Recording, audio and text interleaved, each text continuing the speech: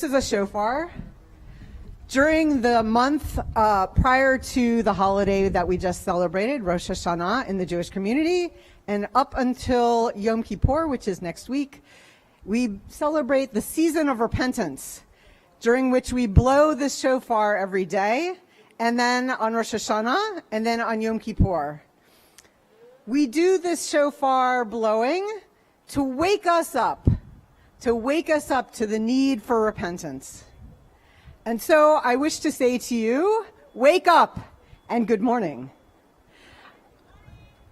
Good morning. I am Rabbi Ilana Suskin, co-chair of the Maryland Poor People's Campaign with Reverend Angela Martin. We are standing together with the Macedonia Baptist Church and the Bethesda Cemetery Coalition because what you will see and hear here today, the despoiling of sacred ground, the theft of land belonging to the poor by the rich, the favoring of corporate interest over what is right and just, these things are not abnormal or even unusual. The Poor People's Campaign, from Alaska to Florida, from Maine to the Mexican border, and here in Maryland as well, has come together as a national movement to confront the interlocking injustices that ravage our nation: poverty, racism, ecological devastation, militarism, and the distorted moral narrative of religious nationalism. Here in Maryland, Bethesda is far from the only place where the poor have seen their single beloved lamb slaughtered to serve as a banquet for the rich man's table. The disregard for the poor is visible all over this state. Just as one example, the Inner Harbor not only displaced all of the SROs in the area, but along with other corporate development, drained resources away from low-income neighborhoods. The biggest cause of displacement in Baltimore is poverty and the lack of decent housing and pervasive evictions. Baltimore is one of the worst cities for evictions in the country. Among the most gentrified cities in the nation, researchers estimate racial displacement in Baltimore affected at least 135,000 Black or Hispanic residents between 2000 and 2013. But Baltimore, during that same time period, also saw massive displacement of poor whites. It is not a racial category to be poor. Most of the neighborhoods that experienced gentrification in Baltimore from 2000 to 2013 were heavily white. The study showed that gentrification was centered around the Inner Harbor, particularly areas south and east of downtown Baltimore and along the Interstate 83 corridor, which were largely poor white neighborhoods.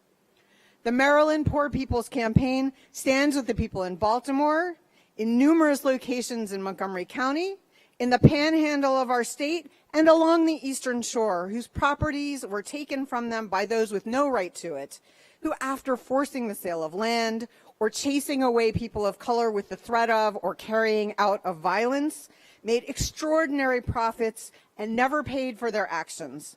We in the Maryland Poor People's Campaign call upon the state of Maryland to open a state-level commission to investigate these predatory practices and work towards just restitution. And today, we stand here with the Macedonia Baptist Church, and I would like to introduce to you Pastor Segun Adebayo, who is pastor of the Macedonia Baptist Church, and who will continue to introduce what we are going to be seeing today. Thank you.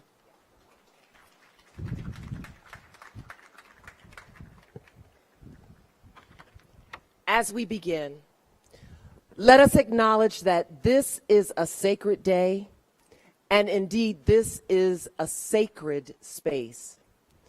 We acknowledge right now that this land is also Piscataway land, and so we acknowledge and ask permission from the ancestors of the Piscataway people, whose land was also stolen. We ask permission to be here today. Now we'll have a prayer and invocation from Lennox Yearwood, if you will come at this time.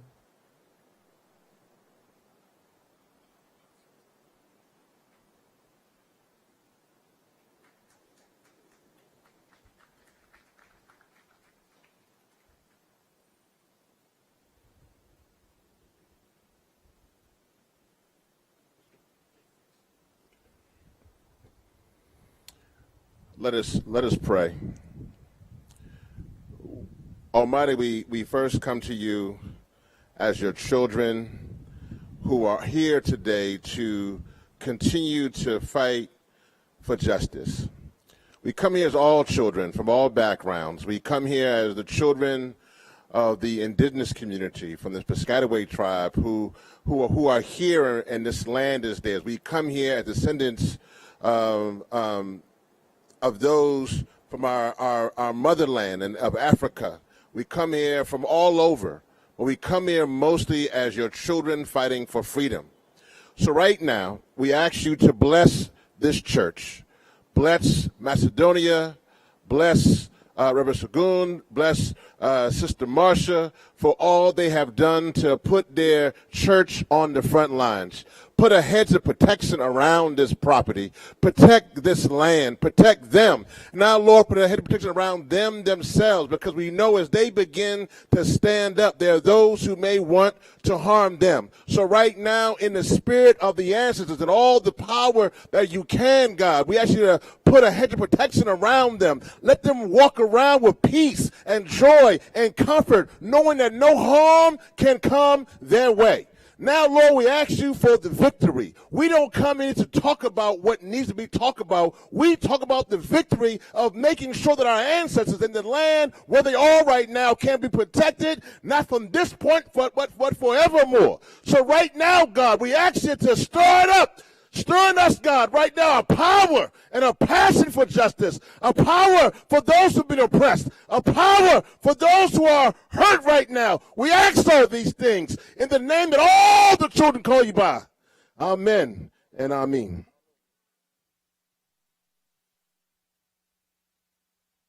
Welcome our host, Pastor Segun Adebayo.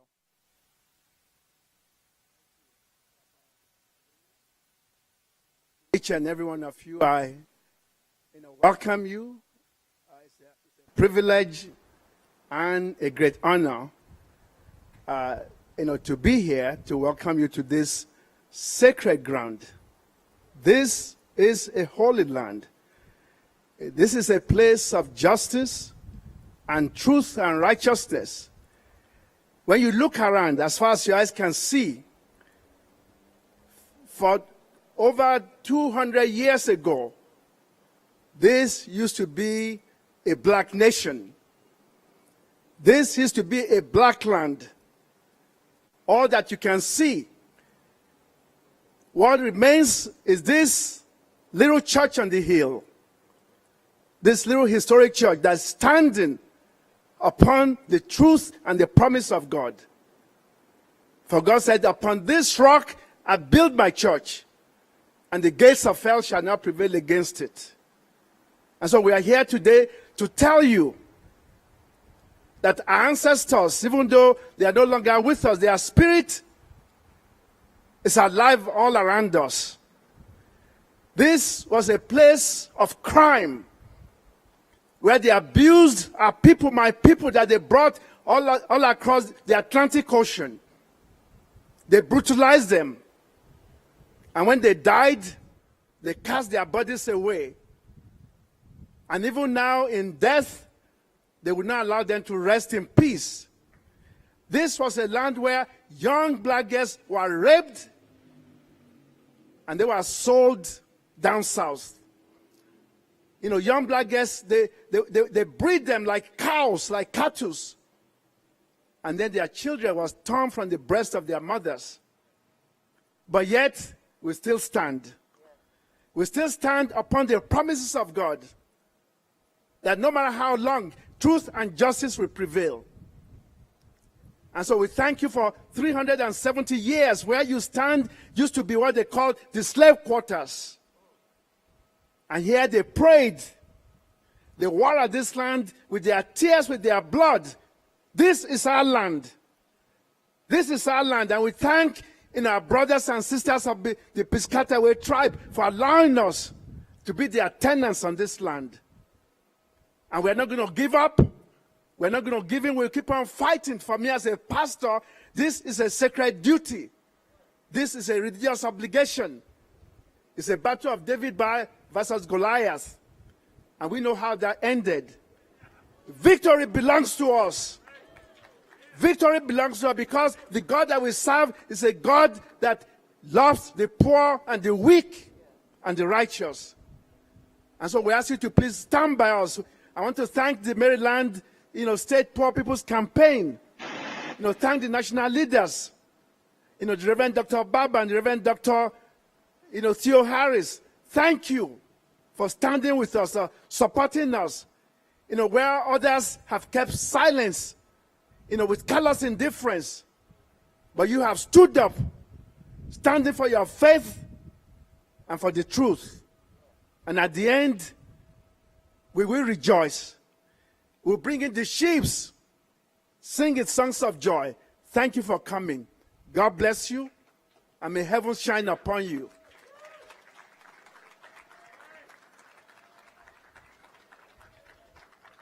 Now we'll have a brief libation ceremony done by Sister Karen, Dr. Karen Wilson Ama Echefu.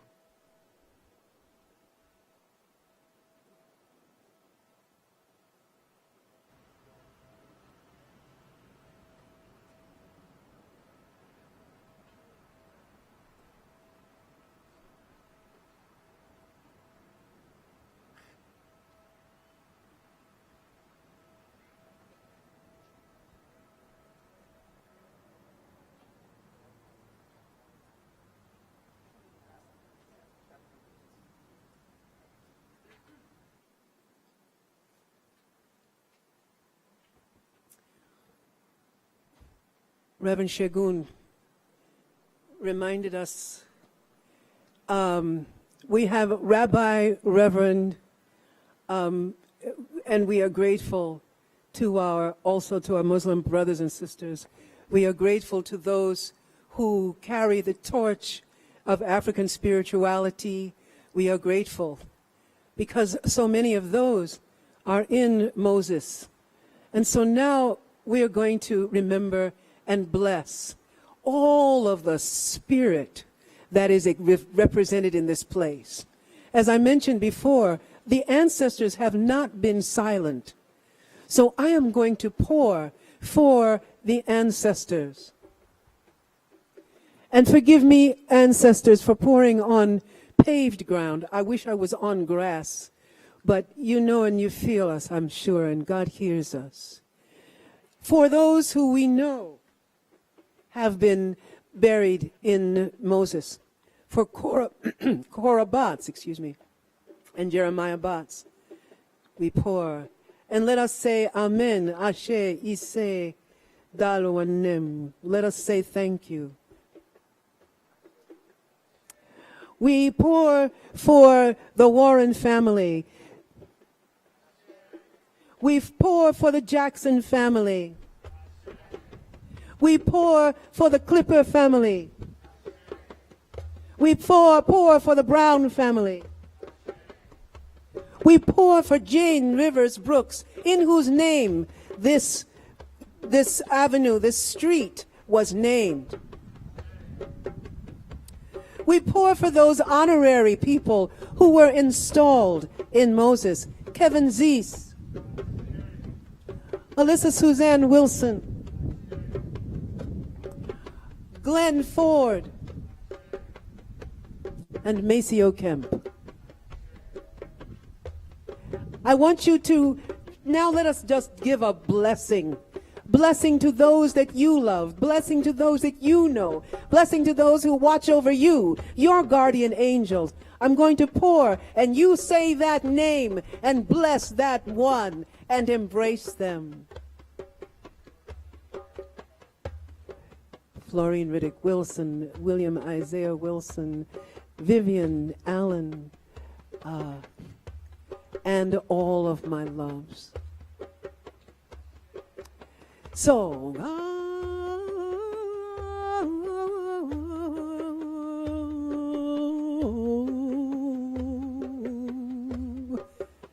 inside your heart, raise up a song. Inside your heart, raise up a song and bless them.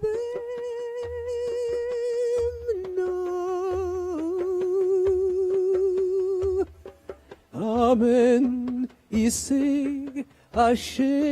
Amen. Amen.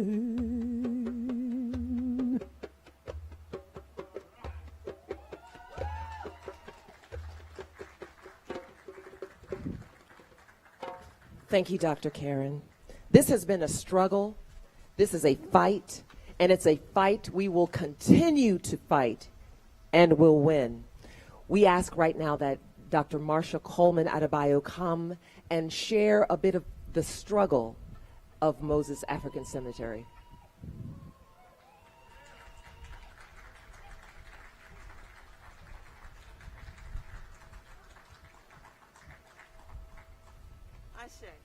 Ashe.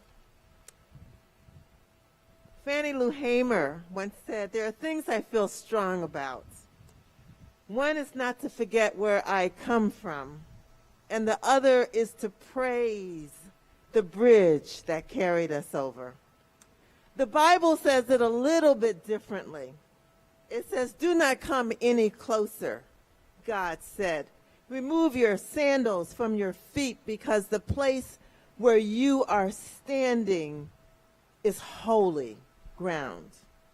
You are now standing on holy ground. The ground that you are standing was watered by the tears and blood of our ancestors. And for those of us in the Bethesda African Cemetery Coalition, Moses Macedonia African Cemetery is holy ground. I'd like to thank Reverend William Barber, Reverend Liz Theo Harris, members of BACC, Poor People's Campaign, and all of our supporters who've come out today. Thank you for taking this journey, creating this partnership. Thank you all for lending your support for our fight to win back the resting place of our ancestors. You have walked with us, and you have walked with the ancestors, and they don't mind that the soles of your shoes move over their resting place. The sounds of your footsteps today is the drumbeat of the call to battle for justice for them, respect for them, dignity for them. They welcome you here. However, they do mind being paved over, dug up, thrown into a ditch, carted off to landfills. They are calling on us to make this desecration stop, to restore the memory of their lives, their struggle, their contributions, and to show them the love and respect they deserve. Black lives matter in life and in death. Black lives matter in life and in death. Black lives matter in life and in death. You've come here at a critical moment in this campaign. Years of struggle have led us here and to this moment. Arrests in the halls of power have led us to this moment. Mack trucks attempting to run us over have led to this moment. We've gone to court to stop the sale of our ancestors and their final resting place. We've won an initial battle, winning a temporary restraining order. And we'd like to thank our attorneys, Steve Lieberman, Jenny Colgate, Jennifer Simcoe, Kristen Logan, Lawson Allen, and Josh Otis. The land that we are standing on was watered by tears. And according to the United Nations, desecration of graves is one of the first steps towards genocide. Politicians that remain silent or take money from the corporations that desecrate Moses and who issued sanctimonious statements about their pride in the celebration of Juneteenth, we must call them out on their hypocrisy. We must call them out on their hypocrisy. We must also acknowledge the little kidnapped African girls on death camp plantations who were raped and forced to breed children right here on River Road. Our research indicates that 50% of those little girls died in childbirth. Their little bodies were thrown in the cemetery across the street. You will visit them, and I hope you will say a prayer for them. They provide inspiration to us every day, but Montgomery County prefers to provide a permit to the desecrators. And now environmental and potentially dangerous conditions have developed where the developer is discharging potentially toxic substances from the cemetery into the Willett Branch, where our children play and dogs and wildlife find water. Where we stand today was a killing field. So we're asking the public to write to Montgomery County Executive Mark Elrich and demand that he stop the sale of black bodies to Charger Ventures, a land development company. His email address is mark.elrich@montgomerycountymd.gov. Did you get that? mark.elrich@montgomerycountymd.gov. And tell him, stop the sale of Moses African Cemetery to Charger Ventures. Black people are not for sale, alive or dead. We will not go back to that. We are not for sale. We are not for sale. And we're asking the public to sign on to the charger.org petition that has already received over 7,000 signatures. And to our state and elected local politicians, we're asking you to support us in word and deed. We'll be asking all of you to sign a letter to support our lawsuit. And we expect you to do that. And hopefully more than that, to use your influence to stop the sale of Moses Cemetery. Now, Montgomery County Executive has written to constituents that he has no power or authority to bring to bear on this matter. What if Harriet Tubman or Rosa Parks had said, I have no power, I have no authority to change my conditions? Our country would have been robbed of a shining example of integrity and honor. And what if Reverend Barber had said, I have no power or authority to challenge the flying of the Confederate flag in North Carolina? If he and others had not stepped forward, North Carolina would still exist under the barbaric colors of the Confederate flag. We cannot allow any politician to tell us that they do not have power or authority. Why did we vote for you? Why did we put you in office? It's time for you to leave if you don't have power or authority. And I'm sure that you admire Congressman John Lewis. He did not debate whether he had the power to change history at the Pettus Bridge. John Lewis had a saying that you have to find a way to get in the way. You need to join us to find a way to get in the way of the sale of our ancestors, their burial ground. Let us together repair the damage and trauma of our community. Let us find a way to get in the way, to teach our children and the wider society about the lives lived, families raised, work done, and contributions made by the members of the River Road African community. We have the power. We have the power. And we will continue to get in the way of white supremacy, desecration of our ancestors, and racism. The people always win. The people always win. The people always win. Ashe.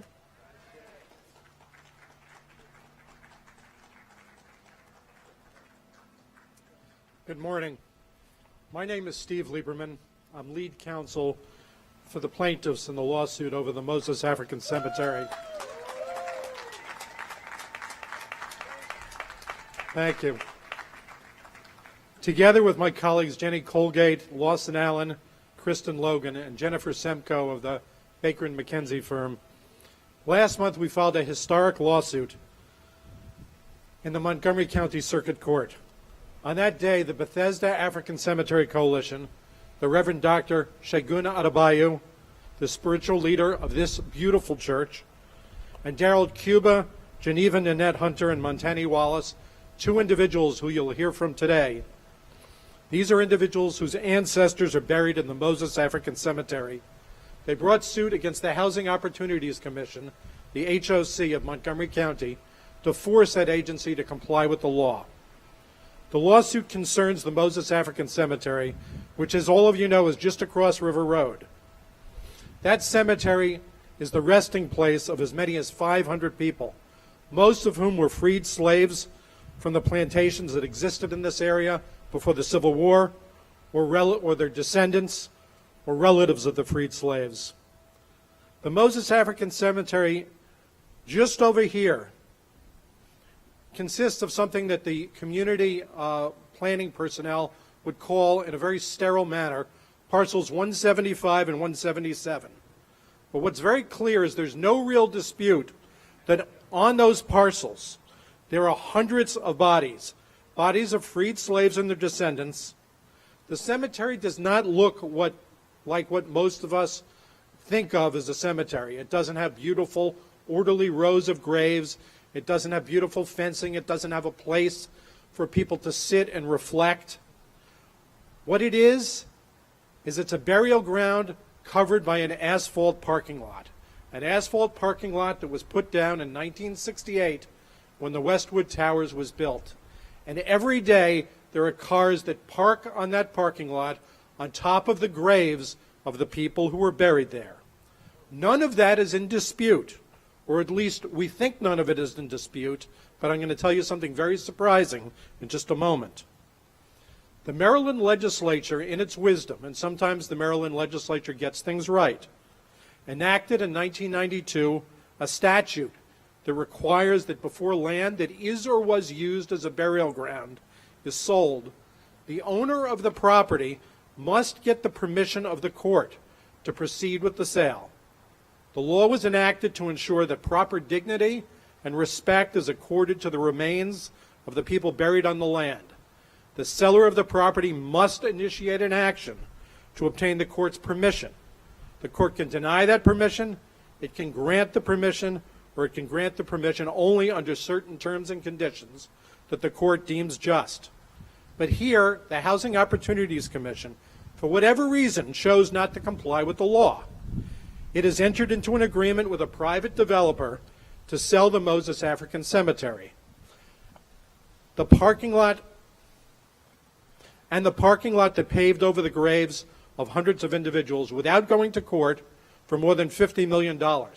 And by doing so, it has violated the law. Why did the HOC choose to ignore the law? We don't know, but we expect we'll find out in this lawsuit. Maybe the HOC didn't know about the statute. Maybe they knew about the statute but chose to ignore it.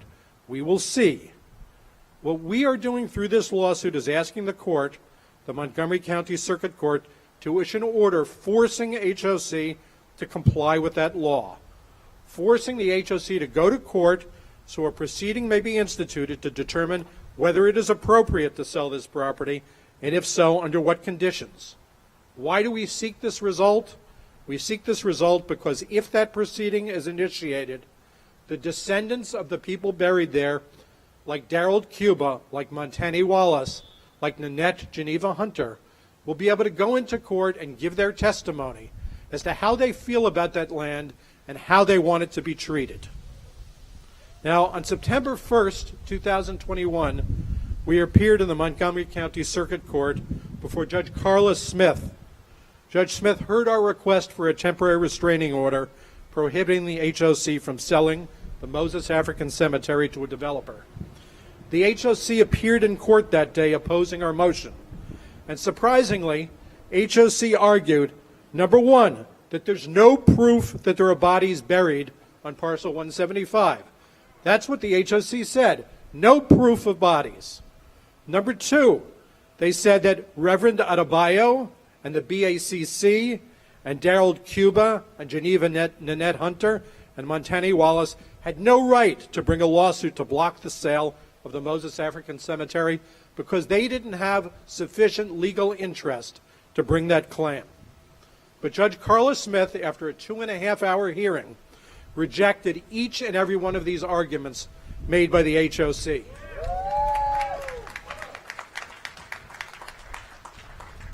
Judge Smith evaluated the evidence we had presented and concluded that at this point in the proceeding, it is undisputed that parcel 175 is the site of the Moses African Cemetery. She traced the history of that land. She cited death certificates and tax records and death notices. And she concluded that there are likely hundreds of bodies buried under that parking lot.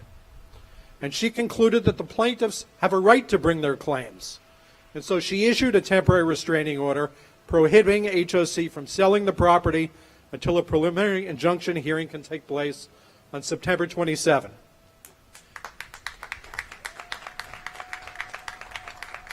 And at that hearing, we intend to present further evidence, including the testimony of witnesses, including some of the witnesses who the HOC says have no interest in that land, to ask the court to grant a preliminary injunction extending the prohibition against the sale of the property until HOC complies with its obligations under the law.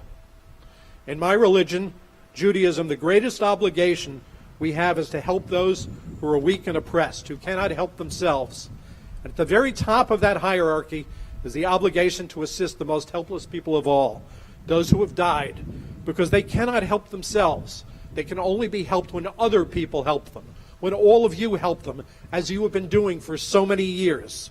The entire community has banded with Marcia and with Reverend Shagun in support of this holy cause. And I ask that you provide support, that you share with legislators your view about how this lawsuit should turn out and what the court should rule regarding what should happen regarding that land. Now I'd like to call on one of the descendants, Montani Wallace, to speak to you about her relationship with the Moses African Cemetery. Ms. Wallace?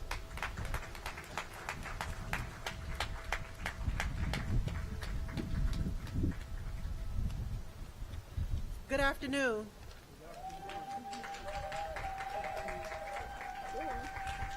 Thank you so much for being here. Thank you to Marsha. Thank you, attorney. This is really surreal. I'm speaking on behalf of my mom, Montani Wallace. My name is Maria Wallace Jones. So I'm just going to read this short statement. I, Montani Wallace, widow of Henry Wallace, who was the son of Gertrude Mason, who was the daughter of Geneva Mason, and the wife of Wallace L. Mason. Henry Wallace was a son, a father, a veteran, and a beloved member of our family community and a direct descendant of his great-great-aunt Rosa Mason of the Mason family. Great-great-aunt Rosa lived in this community and was buried in the Moses Cemetery. This was a thriving community despite many harsh societal limitations. The Moses Cemetery is where great-great-aunt Rosa Mason was buried. The Moses Cemetery has been destroyed and the remains were thrown onto a dump truck. What happened to respecting hallowed ground? As a family, we lost a piece of our history and ancestral connection. This is a clear example of the destruction of African American ancestral graveyards in Montgomery County, Maryland, and throughout the United States. In closing, I, Montani Wallace, am requesting accountability for the arbitrary destruction of our family ancestral graveyard and property. These graves were desecrated and the land was taken. Many graves were dug up and improperly disposed of, which resulted in the loss of our connections to our ancestors. Thank you very much.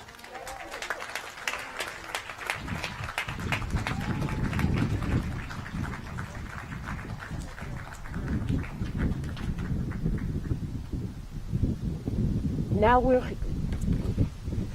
we'll hear some words from another ancestor, Mr. Daryl Cuba.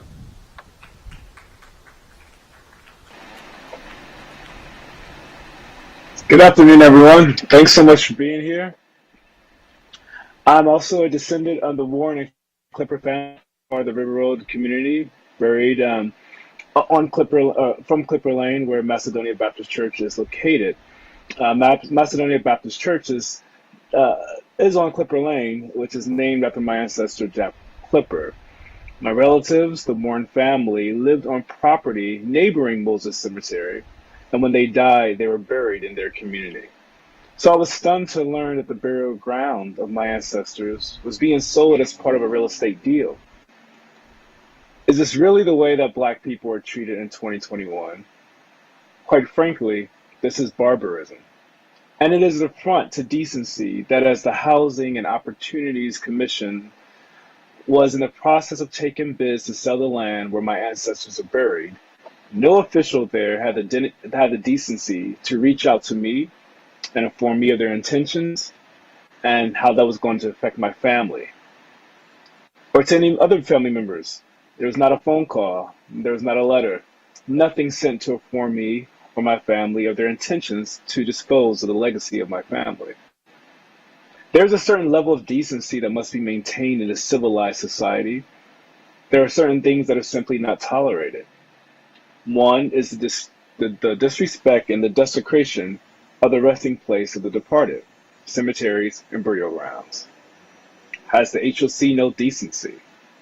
So I'm honored and thankful to be a plaintiff in this suit to make the HOC rise to its legal obligations and to a civilized level of decency that, from my vantage point, has so far eluded it.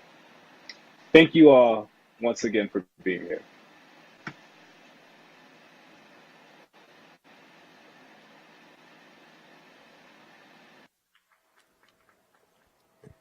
The Poor People's Campaign, a national call for moral revival, is not just a movement of the poor, but it is a movement of what is morally right.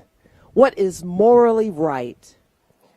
And we decided to become a part of this fight, to link arms with those here at Macedonia, because we believe that this is part of a larger narrative that exists within all aspects of this country. This fight here at Moses is not just about Moses, but this fight is greater than what we just see.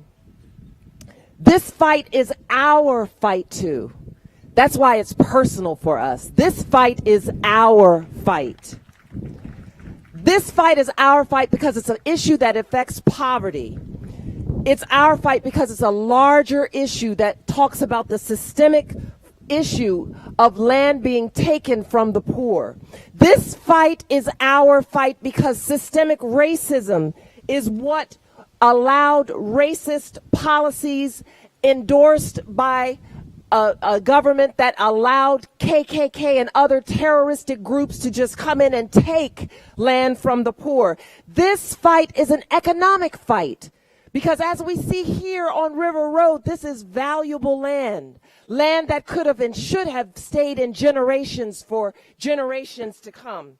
This fight is a moral issue.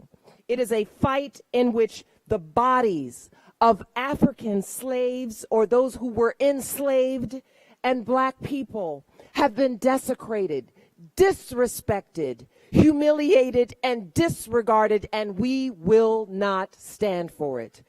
So here today, we invite and we welcome our national chairs, our national co-chairs, Reverend Dr.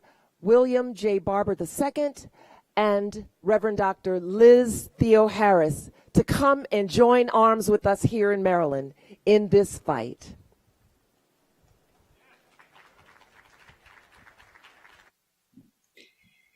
Good morning. My name is Reverend Dr. Liz Theo Harris. I'm the director of the Cairo Center and co-chair of the Poor People's Campaign, and it is an honor and a moment of grace to be with you all today. Thank you for inviting the Poor People's Campaign, a national call for moral revival, into this important grassroots campaign in Maryland.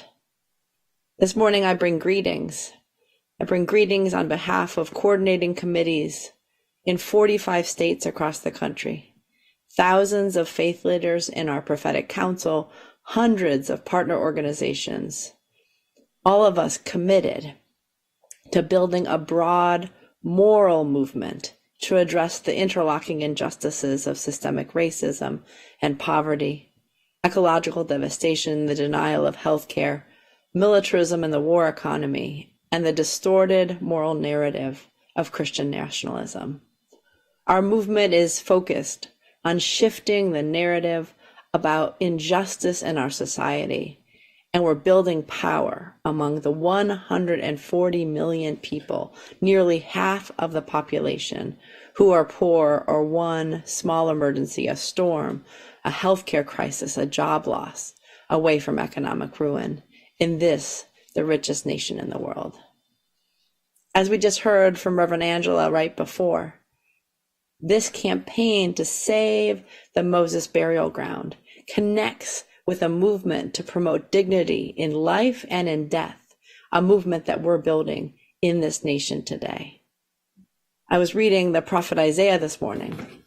I was moved by Isaiah 5, where it says, "Woe to you who add house to house and join field to field and pave over the dead till no space is left, and you live alone in the land." Indeed, for thousands of years, those in power, the wealthy and influential, who do not care about the people and do not respect the earth or God, the Creator, God's self, they're willing to engage in land grabs. They're willing to roll over, even pave over bodies and communities, the bodies and communities of those who have built up society but not been paid fair wages, unable to enjoy the fruits of their labor.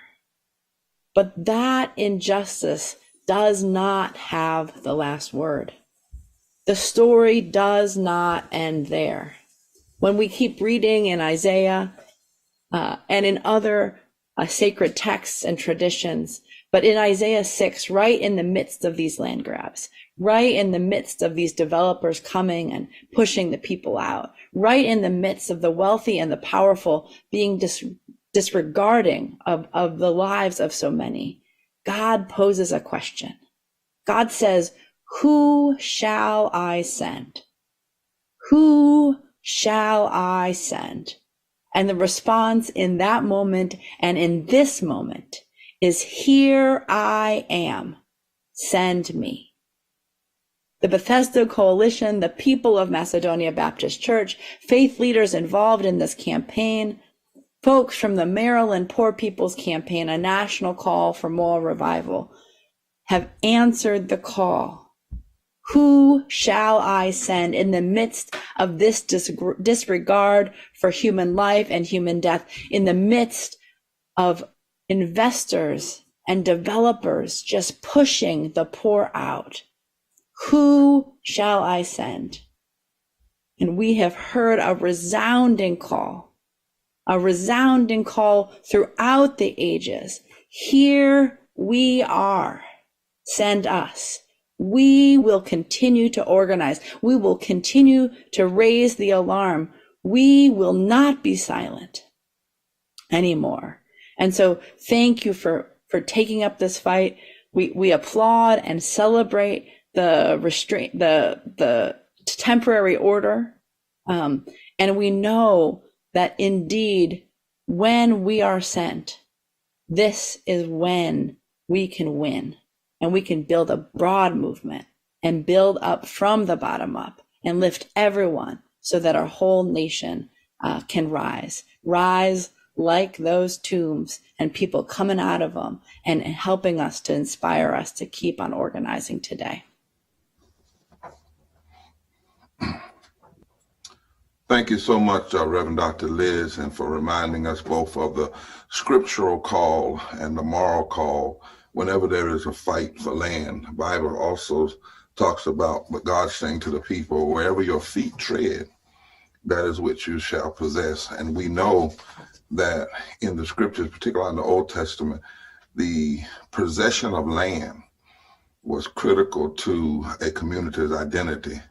I heard Brother Cuba talk about that. Is this the kind of America that we are living in today? Well, it is, but it's also the kind of America where people stand up, like you, the ancestors standing up through you and through the others who have engaged. The ancestors are literally calling us and calling you. And we stand with this community, with this church. But I also want to broaden what we're doing here today, because I think one of the things in a fight like this, you want to make it everybody's business and not just Black folks' business. You want to say to the nation that this is contrary to everything you claim, Maryland. This is contrary to the state, everything you claim, contrary to the county. And everybody, regardless of your race, should be concerned about what this represents in our history and why it must be corrected in our present. I pulled an article from the New York Times that I'd read some time ago, and I want to share with you much of it this morning in my reflections, and I hope members of the media will do that as well to help frame this. And then I want to conclude with why the knowledge in this article has so much to do with what's going on here. And why, as my dear sister in the introduction said, the Poor People's Campaign is made up of Black and white and brown and Asian and Native.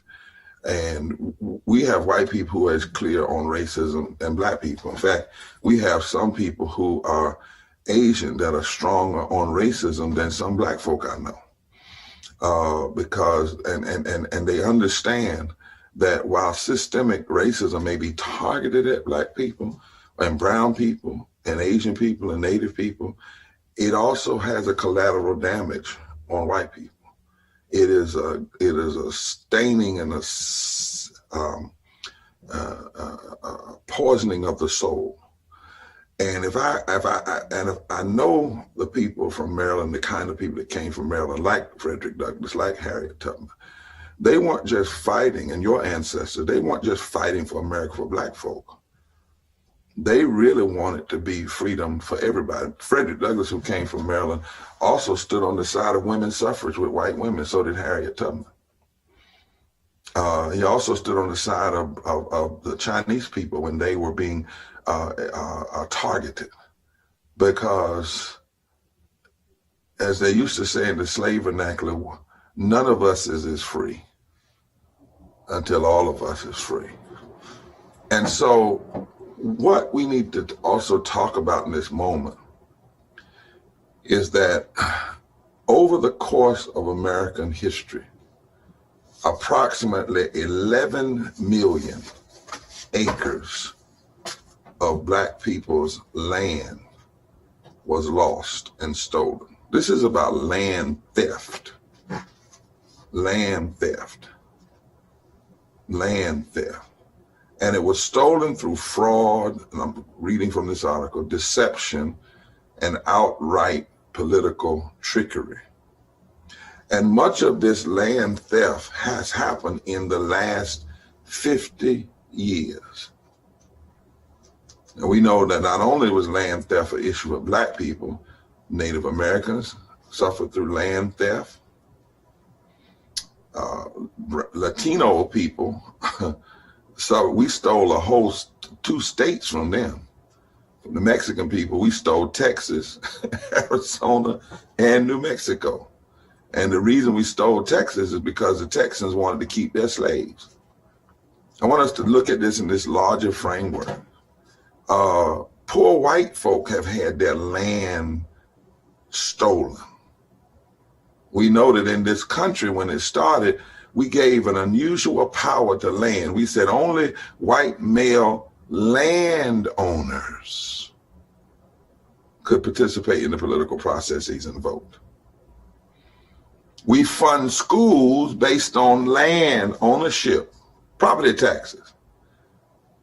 So if you undermine or depreciate the land in the community, it also then depreciates the schools they can have. That's why you have certain kinds of schools in certain communities and other and lower for finance schools and other, because it's based on property taxes. Now, what we've seen, going back to this article, is that if we had not had 11 million acres of Black people's land stolen, these properties could have provided a foundation for black wealth building in the post-Jim Crow America. Instead, you put people in slavery for 250 years, Jim Crow 100 years, you never gave the 40 acres and the mule, and then on top of it, you steal the land that they do have, and other people make money off of the land. We're having this same situation down in Cancer Alley, where greedy corporations, poisoning corporations that have caused people all kinds of cancer, came in and took the same land that black people once worked when they were slaves, black people worked when they were sharecroppers, black people were buried in, and now they're taking that same land and have taken it and putting, as Liz knows, multi-billion, trillion-dollar companies. This is about Maryland, but it's also bigger. And so what happens is, instead of people's land, particularly black people, people of color's land being a source of closing the racial gap, black land holdings became a key force in widening the gap because the lands were stolen.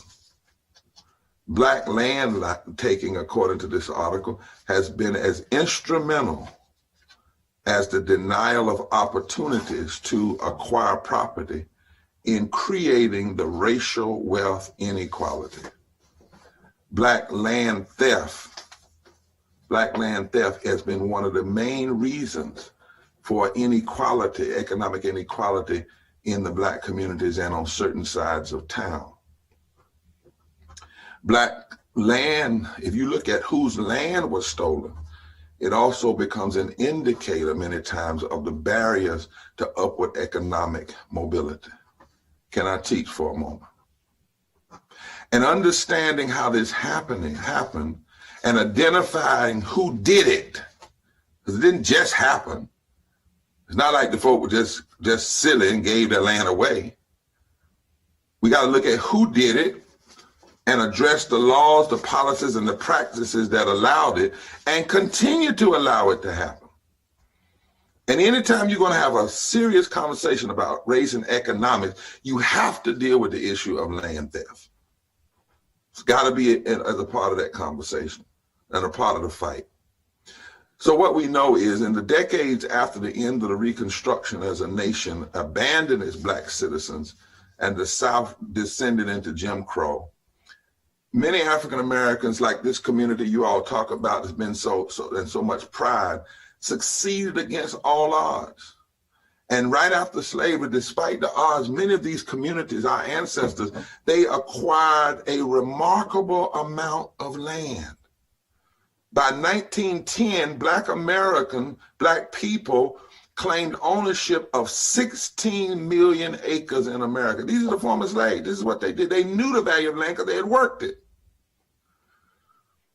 And they did so in spite of constant threat, of forced dispossession, the threat of mobs, as Liz mentioned, the threat of political officials. They knew that to buy a piece of land, to have a piece of land could get you killed, murdered. But they did it anyway. And that we know that they faced sudden and violent attacks. We know, for instance, in Forsyth County, Georgia, in 1912, and in the destruction of Black Wall Street in Tulsa, Oklahoma in 1921, things we don't even talk about most time in history. What were those all about? Land theft. Taking the land, because with the land, you have the potential not only to grow crops, but to build businesses. But they didn't just do it like that. It wasn't always violence. That's why I heard the lawyer say, we got to figure this out. How did they do this? Who participated in it? And you find out sometimes when you start digging in this stuff, you might even find some black folk that participated in it. Got a little kickback here and there. You might not find that it's all about white versus black, because they use other means like white tax assessors routinely overvaluing black-owned land, forcing the property owners to bear a heavier tax burden.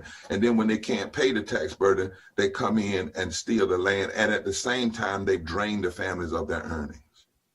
or if black-owned property became valuable or a black property owner challenged white supremacy, the local officials could simply declare the property tax delinquent and sell it as a tax sale, or they claim eminent domain and come in and take the land for a little of nothing and then put businesses on the land. In Thurgood Marshall from Maryland, right? Am I right? Thurgood Marshall went to law school. I know he went to law school in Maryland. And Thurgood Marshall said this about land. He said, he described the manipulation of tax delinquency laws by white officials as a practice and custom of depriving Negroes of their property through subterfuge. There's been some subterfuge in this taking of this property that you're fighting for. Tanisha Coates wrote the case for reparation in 2014. He declared that you have to deal with land theft.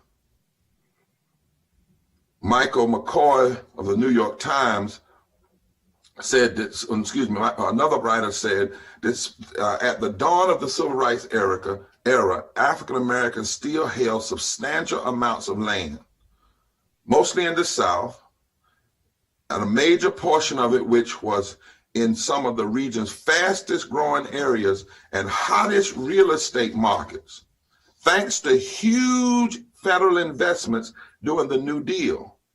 The South, from Maryland all the way over to Texas, in the mid-20th century, went from being what President Franklin Roosevelt described as the nation's #1 economic problem in the 1930s to the booming South and Sun Belt in the 1960s. And with this growth and with all of this investment, black land became a target. How can we plunder it? How can we steal it?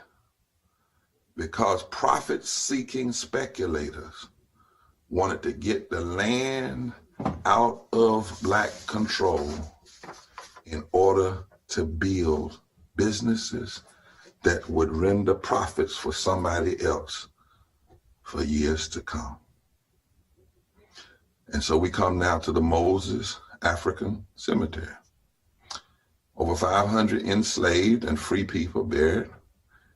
It lies under a parking lot of an apartment complex constructed by developers in the 1960s.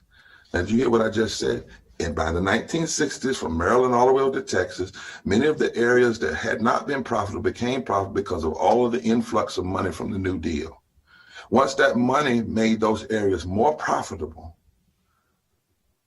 they created an insatiable demand for land, and black property owners became the target.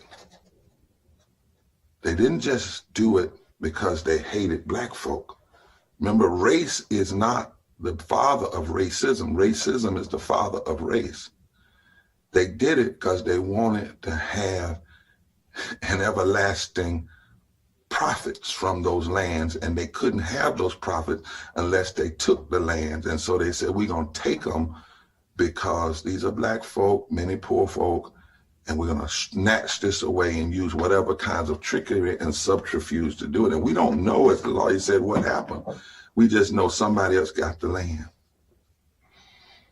And what they did when they this cemetery that served a historic African River Road community in Bethesda, when they took this land, they wiped out, this community was wiped out by development.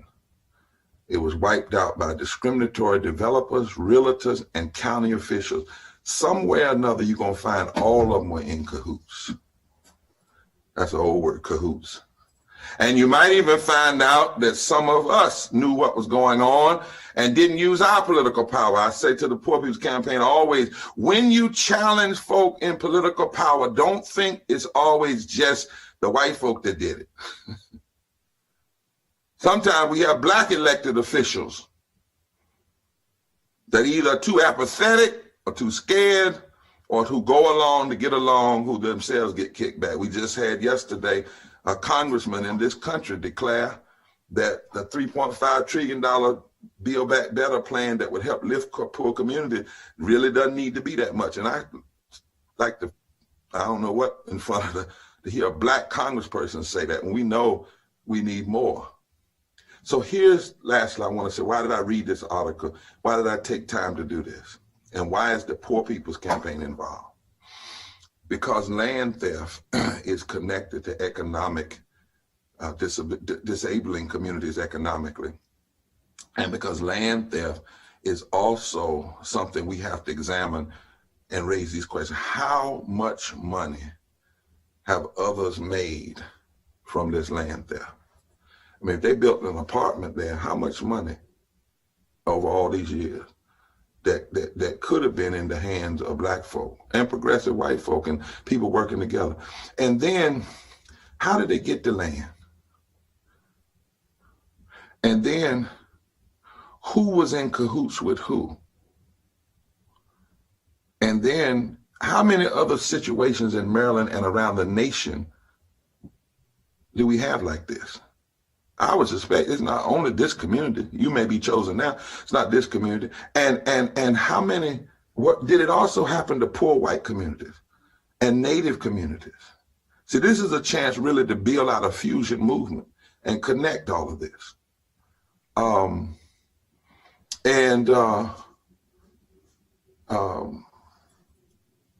did this greed work? You know, this was a grave site stolen because of greed. Because of greed. And we got to ask all of these hard questions. And that's why we're involved at the national level.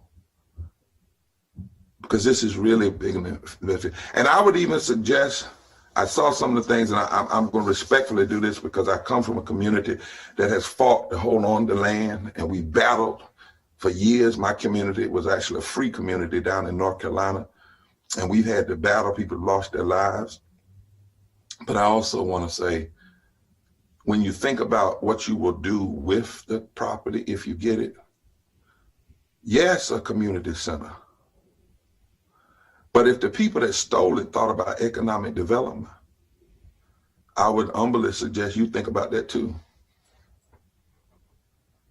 Calculate that money. Because somebody has made a whole lot of money and got a whole lot of dollars and a whole lot of taxes on the graves of your ancestors. And you ought to get back more than just the graves. You ought to get back more than just the land. You ought to get back more than just the sentimental value. Because your people's lives and the people's land, the land they fought for, it was worth so much more. If it wasn't, they would have never stole it. We're dealing with land theft. That's the issue. Pure and simple land theft. By the end in the midst of Jim Crow, by the 1960s, black people owned 16 million acres of land. And 11 million of those acres have been stolen. Stolen. And what you're saying, being the living who are inspired by the dead spirits are rising up in you to say, we will uncover the theft. We will uncover the crime. We will demand not only our land back, but we will also demand economic development. And we will fight. And we will connect with other communities across the state and across the community. Because as one American song said, this land is our land. God bless you.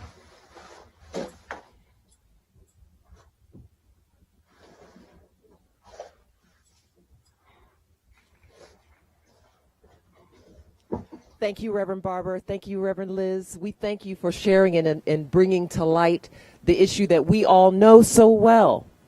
You know, this area used to be called Graysville, and this area used to be a black community. The land that we're standing on used to be a black, thriving community. If you look up, you'll see a cell tower. Beneath that cell tower used to be a school where a community used to be together. If you look beside us, there's now a Bank of America. There's a McDonald's. There's a Whole Foods. Theft, last I checked, Reverend Barber, was a crime and is a crime. It's a crime. And later on, we're going to be visiting the crime scene.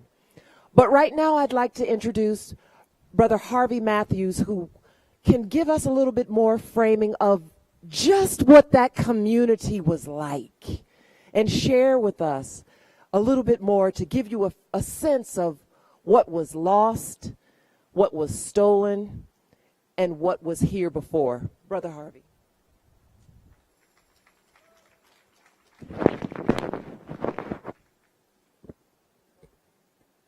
First, I'd like to start off by saying, ones you have never been here before, welcome to River Road. River Road was a startling little town, a little community. We had our school, we had our little GGS store, was ran by the Jews, nationality. We had our own black school right there where that tower is. That was the black school, not only for River Road, but maybe 30 miles north of River Road. It was the schoolhouse. And we had 3 teachers in the schoolhouse, and we had 3 rooms in the schoolhouse. But the whole community was like a little rural farm area. My granddad and my dad, we had our farm down where you see now the Whole Food is located at. And that property value ran from down there in the area called Kenwood, which is almost one of the richest counties in the state of Maryland, up along Dorset Avenue, back down the railroad tracks to where you got the trestle where you walk over the top. We lived here, we strived here, we worked here. We had dedicated workers here.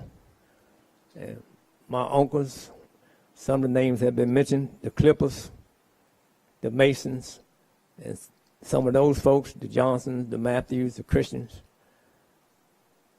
They used to pick them up right down there at the railroad track by train, hauled them down the railroad tracks, and they descended in Georgetown.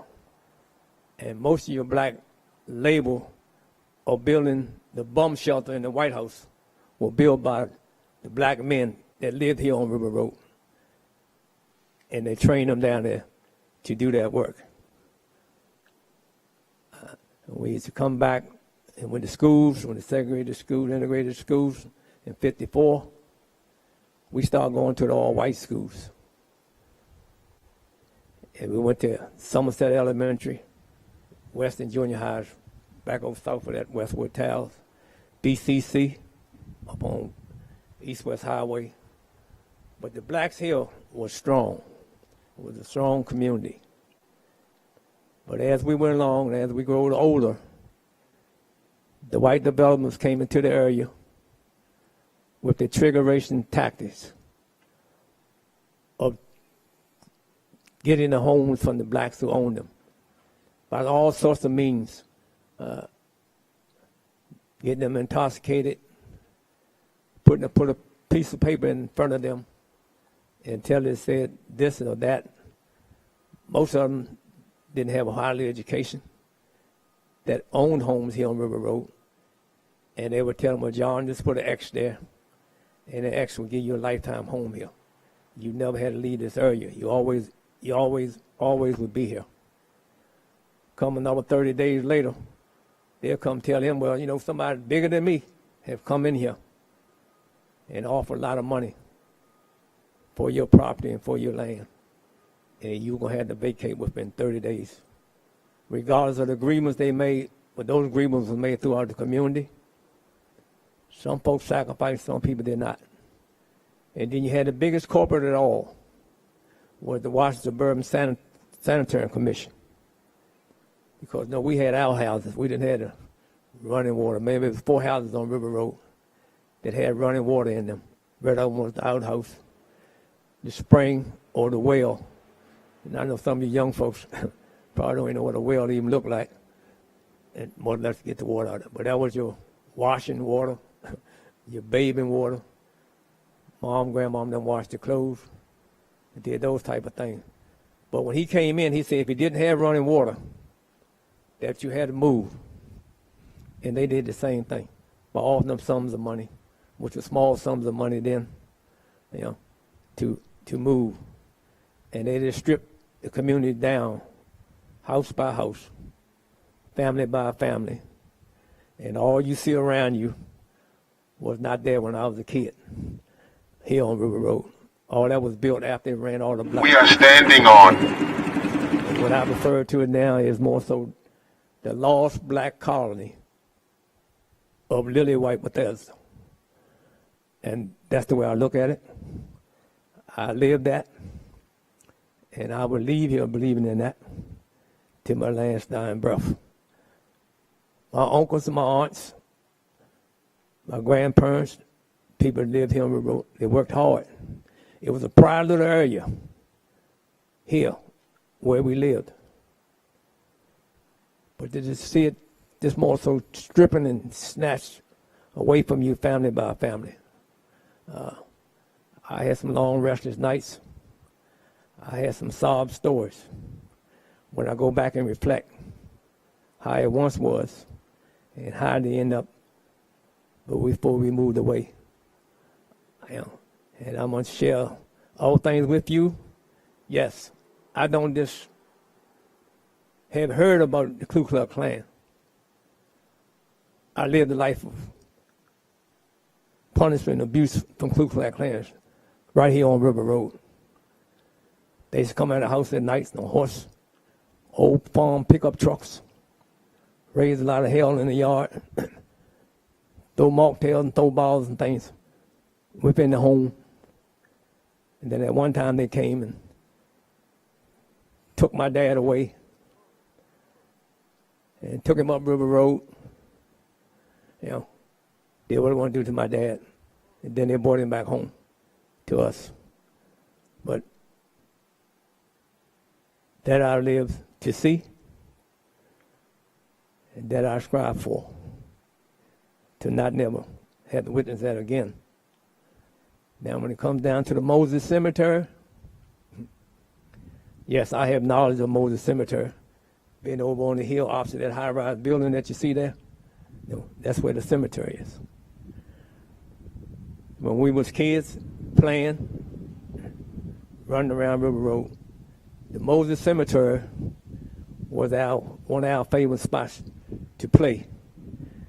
Because we used to go in there, I'm quite sure some of you all know the game of hide and go see. And in the cemetery was a nice place to hide because you had them stones you can get down behind, crouch down behind, hide behind, and all that whatnot. And we played in there.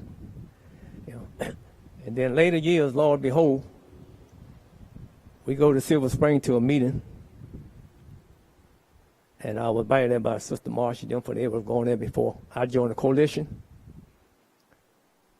To her, Chris Anderson, who was the chairperson at that time, stated that they alleged that there was a cemetery there on River Road.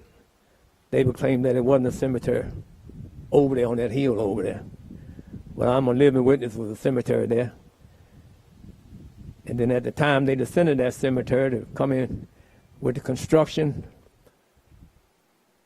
to remove stones, dig up stones and whatnot. And you heard me, I said stones. I didn't say their body was curled up off that hill over there where those 500 some people were buried at. They found a few body parts. And when they found them, they rung a bell. They would ring the bell and the work was shut down. And they would give up those body parts and put them ground on sign, burlap bags, and haul them away up to Poolsville, Maryland, to send them in the creek with the blessing of a priest and the man who owned the property and the grandson. And that's what they did. Then they would go back to work. So we used to hang out behind the service station up there in the evening time where the guys used to play cards and drink and gather around. They had a bulldozer operator come over one evening while they was over there, to tell them, you know what, I'm tired of putting up that stuff over in that cemetery. Tomorrow I'm going to dig me a great big trench. I'm going to dig me a deep trench. And I'm going to take all them stones and all that grave material and push it down in that hole and fill it with field dirt. And they took 80 to 100 truckloads of dirt to fill that hole and to level it off. And that's where the existence of the Westwood Towers that you see there came from. And they, between the tiles and the man said, well, when it rained, you can look up and see the side of the hill there, and you can see the coffins that was in the hill. And they got afraid that those coffins were going to wash down in the creek, which they call the Willow Creek now. We just called it just a creek back in those days. So that's when they decided to build it up,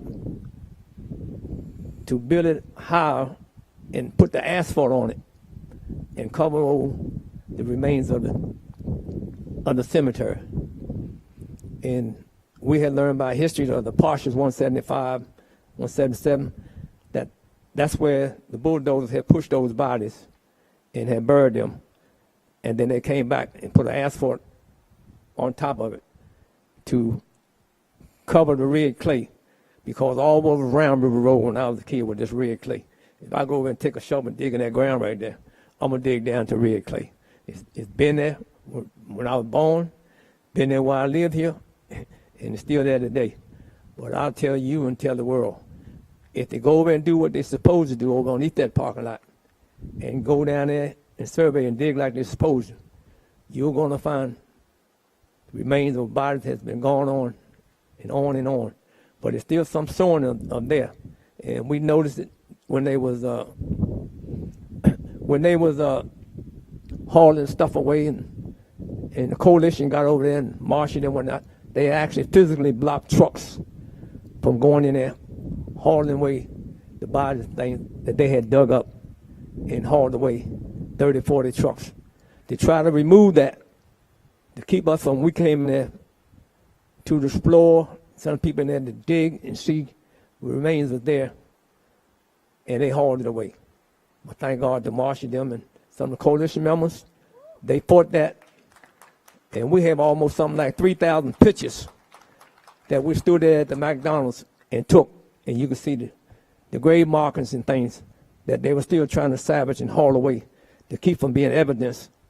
If we really got justice for someone to go down there and evaluate that ground and give us the justice that we deserve for our ancestors. And on behalf of the Macedonian Baptist Church, I want to thank you all for coming out and continue to come out to help us in this struggle, to help us with this fight, because with you all, we are really somebody. And we want to join hands with y'all and lock arms. Hey, we have a black-white group here, and that is a good thing. But you know what?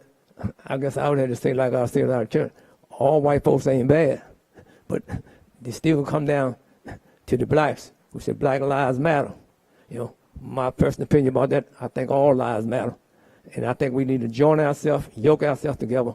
If we let them get away with this here, they will continue to get away with it somewhere else. And the only way we're going to be able to do anything about it is do like little David, get that little stone and slew Goliath, because he needed to be excluded. And I thank you very much.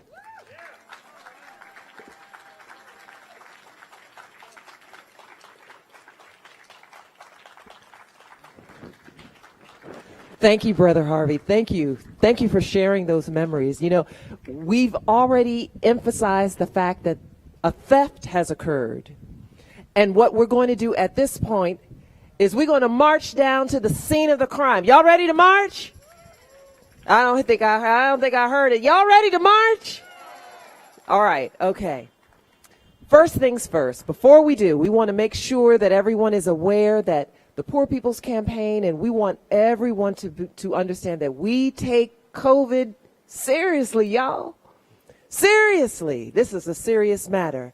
And so we want to make sure that we march. As we march, we stay socially distant. We want to make sure that we wear our masks, our facial coverings. We want to make sure that we keep ourselves safe. Amen? That's the first thing. Second thing, if you have not had a chance, if you're joining us online, we invite you to go to the Bethesda African Cemetery.org, to go to that website, to join the fight there, to go to poorpeoplescampaign.org, to join the fight there. We need your help. You who are watching at home, we need your help to participate and save this cemetery. That's the second thing. Third thing, as we get ready to march, as we unify ourselves, we're going to ground ourselves in what we call theomusicology, which is the heartbeat of our movement. It's the heartbeat of our song.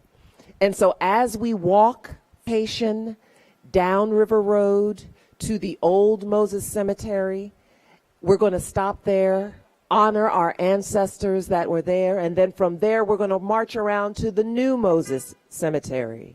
We're going to do all of that together in honoring our ancestors who've come before, to honor this sacred space. Is that all right? Is that all right? All right, so right now I'm going to ask our theomusicologists to come. Let me make sure I'm correct. Let me make sure I'm correct. We want to make sure we get our marshals on deck. So right now we've got our coordinator extraordinaire, Zilla Wesley, to get us together in that effort. All right. All right, yes, nice and sanitized. Thank you, Reverend Martin.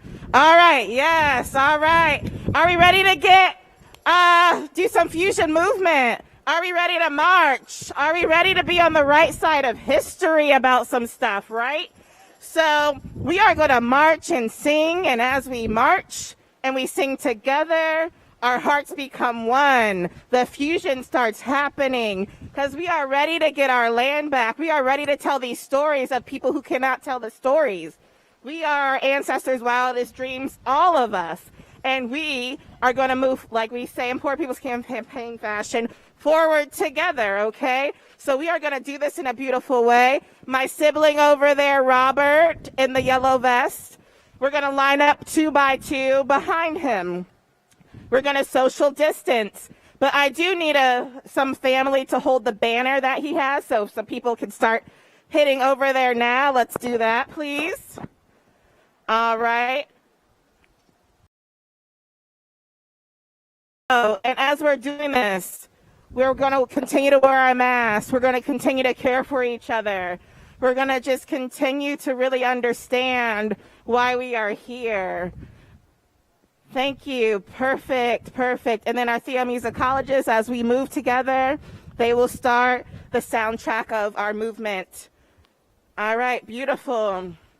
And let's show River Road why we are here. Let's see what is happening. All right. Beautiful. Yes, about 10 feet apart, y'all. 5 to 10 feet distance. Beautiful. Thank you. All right. Lovely. All right. All right. All right. Yep. Went down to the rich man's house and took back what he stole from me. I took back my dignity.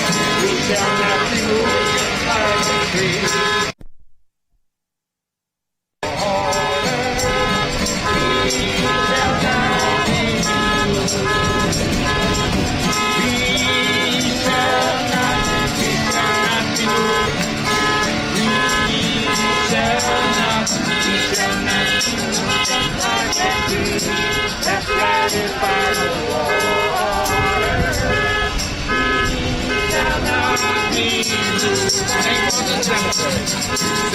Moses Cemetery, we shall not be moved. St. Moses Cemetery, we shall not be moved. Just like a tree that's planted by the water, we shall not be moved. We shall not be moved. We shall not be moved, just like a tree that's planted by the water. We shall not be moved. What's the next verse? Take that's right, think of one. We stand for justice. We shall not be moved. That's right. We stand for justice. We shall not be moved, just like a tree that's planted by the water. We shall not be moved. We shall not be moved. We shall not be moved, just like a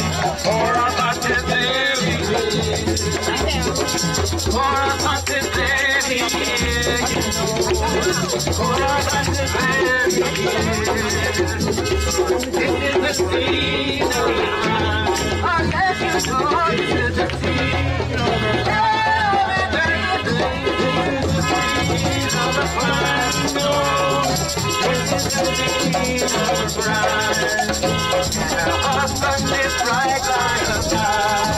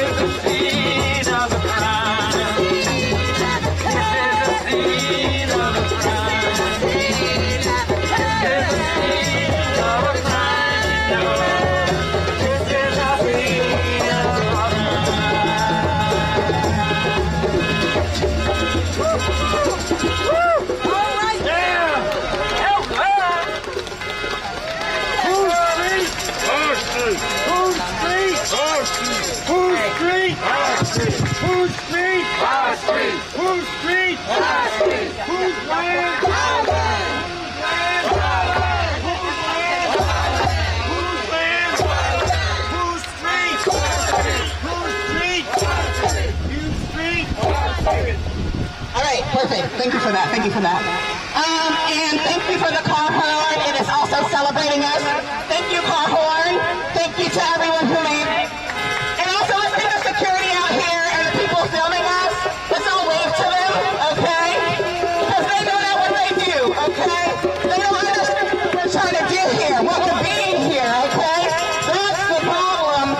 But it's all right, though. So we're going to say thank you, bless you, Ashe, and love you too, okay? That's right. All right. So now, do some framing again so we can understand. You see how this is a struggle, right? You see what is happening here. It's happening in places all over this country, from West Virginia to California to Texas to Wisconsin, okay? So we are here to stand together in fusion and in love and in moral stability until we do not have to fight anymore. We are each other's liberation until we get our liberation, okay? So, yes, thank you again, Marsha, Ms. Marsha. Power to the people! Power to the people! Power to the people! The people always win! The people always win! The people always win! My brothers and sisters, we are engaged in political struggle. We are engaged in political struggle. And so we have the security guards and the members of the developers who are trying to be so loud that we can't think and we can't sing. They do not know who we are. We are bigger than they are. We're going to fight for justice. This cemetery is where our ancestors lie. And as we speak right now, they are are desecrating the cemetery. So one of the things that I'd like for all of us to do is to take a moment and just to commune with our ancestors. So what I'd like for you to do is to go up these steps, and you'll be able to look over the fence of McDonald's, and you'll be able to see what they are doing inside of the cemetery. And just take a moment, please. I know it's going to be hard, but just commune with those little girls. Commune with our brothers and sisters who are being desecrated, and say a little prayer for them, because we are going to fight for them. I know it's going to say, you're going to think, oh my God, it's all over. It's not all over, because the people always win, and we will still win this battle. We will still win it. But we're going to have to all stay together to do it, okay? But we are going to win. So if you take a moment, and we have water over here too. We promise the water, so don't get dehydrated here. So I'd like just for everyone to take a moment, go up these stairs, and we can move back the banner for a second, so that people can go up the stairs, and they'll be able to look over the fence. And that way you'll have your own experience. Is that okay? Yeah. I know you came out here to see this, yes? So just for that, here's Reverend Angela. You know, folks, it's not uncanny that we would have a luxury car making noise to shut us down. Isn't that ironic? That a luxury car would be trying to shut down the voices of the people. But guess what? A people united will never be defeated. A people united will never be defeated. A people united will never be defeated. A people united will never be defeated. A people united will never be defeated. A people united will never be defeated. A people united will never. Guess what? Guess what? A people united will never be divided. A people united will never be divided. A people united will never be divided. A people united will never. The people always win. The people always win. The people always win. Sorry guys, people always win. The people always win. The people always win.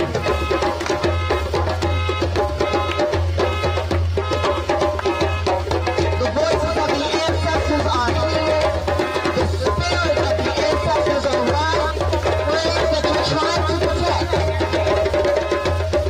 The voices of the ancestors are bringing here among us the graves, the bodies that have been desecrated. The voices and the bodies that you are trying to erase are here. They're here. We are standing on sacred ground. We are standing in a sacred space. You better recognize, you better get it right, because we are standing in a sacred space. And the place that you have desecrated, the place that you have humiliated, the place that you have divided and disrespected will no longer continue to be disrespected. So take your luxury car. Honk your horn. You can't stop us. You won't stop us. We will continue to fight.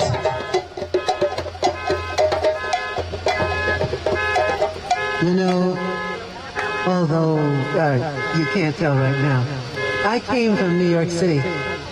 And in New York, when you're on the train, and the train is making a big noise, you learn to speak underneath it. You learn to speak underneath it. So I am going to, we have grass here. Let's walk this way. Let's walk this way a little bit.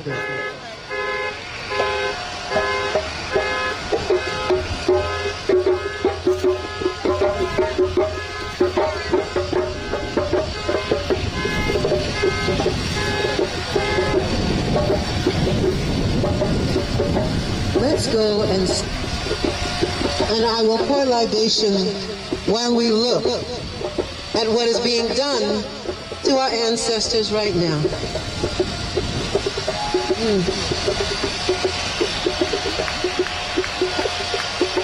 Let's go and see. Let's go and see. Let's go and see.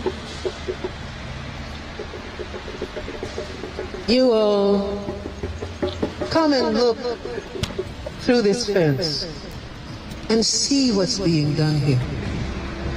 And I will pour I'll pour libation again. This time we have a little graph here. Go and see what they have done.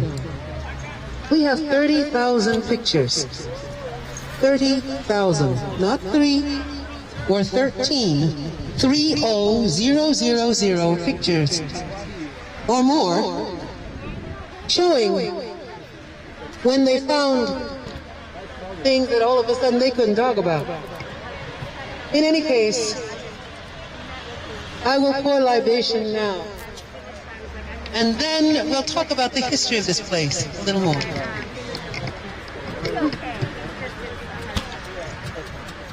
Here is another moment to honor those who were thrown here, who were discarded, although their own communities would not allow them to be discarded. Their own people would come and bury them, but those who thought they owned them, kept in captivity,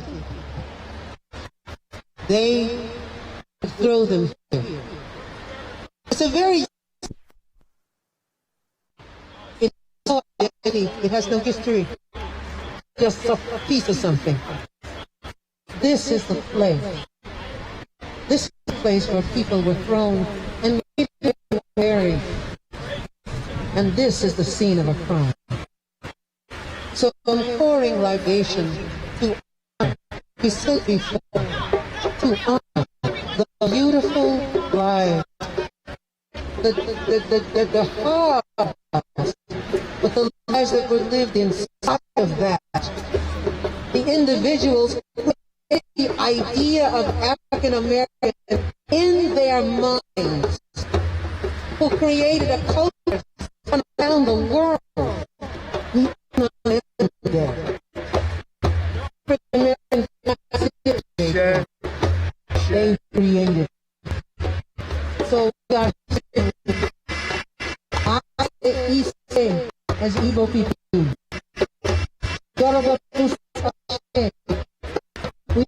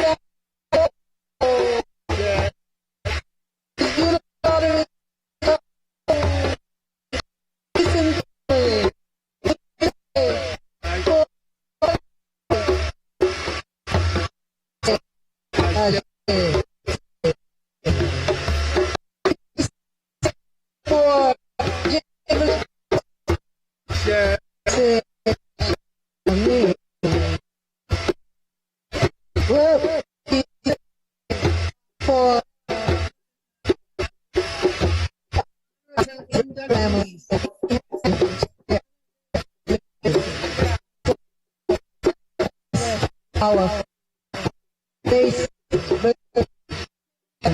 foreign,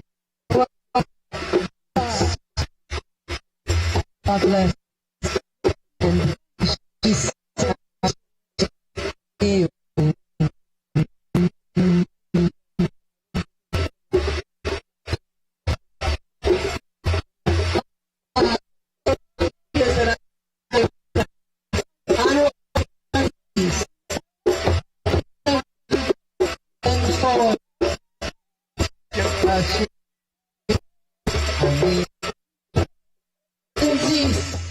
He said, I said,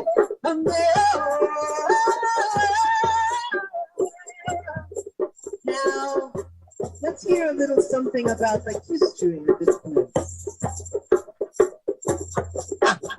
I said, he said,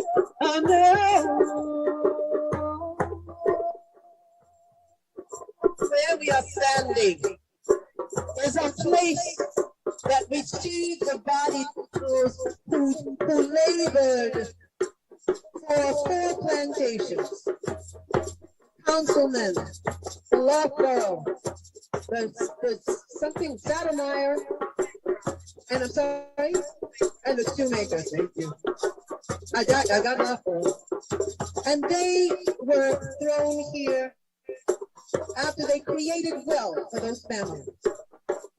Now, after that went on for certainly some 150 years. So that went on for some 150 years.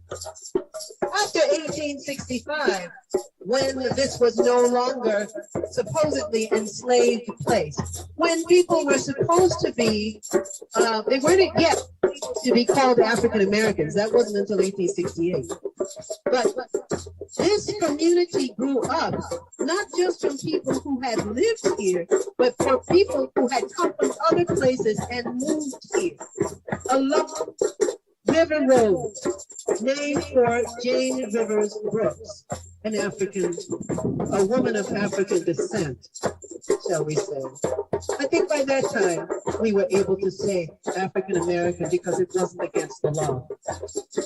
So these people came here and created a vibrant community, a community of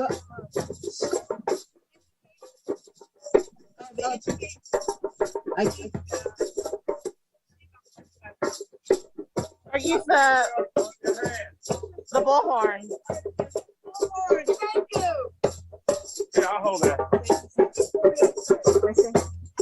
Testing, yeah, it's still good. Okay. Thank you. So the people of this community, as they had mechanic shops and they had mutual aid organizations and they had whatever they could do, whatever you're looking for in a really vibrant community around the beginning of the 20th century, they had it. And there were people here who were special workers quarries in this area. They quarried some of the stones that created a bunker in the White House. There used to be a train here, and the train took the quarry and the workers into D.C.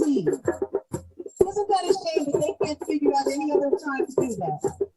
In any case, this place had 2 baseball teams, along with a mechanic shop, a stable that became a mechanic shop. This was a place with 3 churches. This was a place that at that time there was no easy education for Black children. They would take the white children had a school, but the Black children had to go from house to house to get their education. They would hire a teacher to come and teach them. And so the people decided that it was only right for their children to have a school too.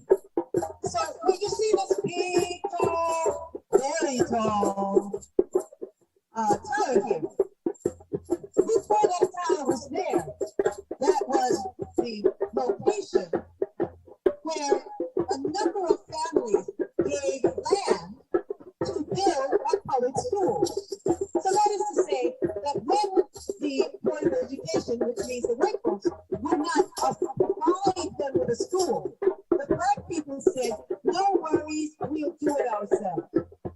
And so they gave land and built a public school on this spot. And one of the wonderful things about that school was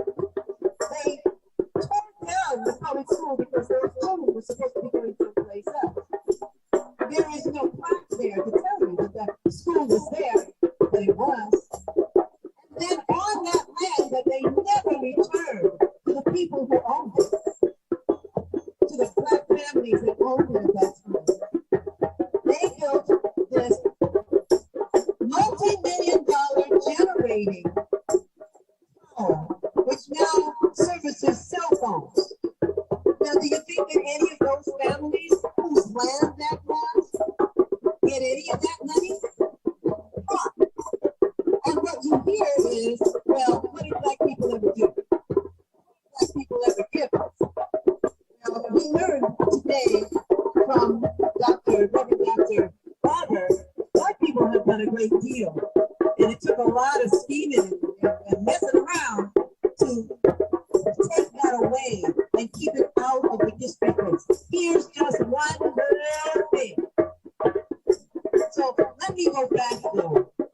Let me go back to the time before they stole this land from black people, after people had stolen it from Indian people. It sounds like the same issue with treaties, making that Brother Matthews was addressing. They make a treaty, they make an agreement, and they go back on that. That's what happened with our indigenous brothers and sisters too. So here, not only were women and men thrown, they also threw little girls whose bodies could not handle being raped continually.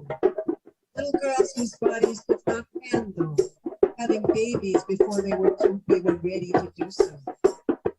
And so they threw them here when their bodies bled out. Those little girls are with us now. They are happy that we are here. We are the hope and the dream of the slave, as Dr. Maya so beautifully stated. Now, in honor of these little girls who gave more than anyone ever should have to, we are going to have a song. We're going to have a song by Freedom Saroma B.L. in honor of those children who died.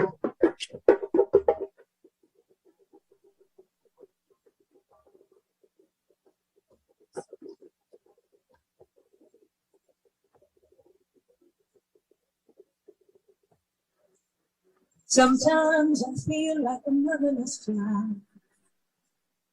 Sometimes I feel like a motherless child.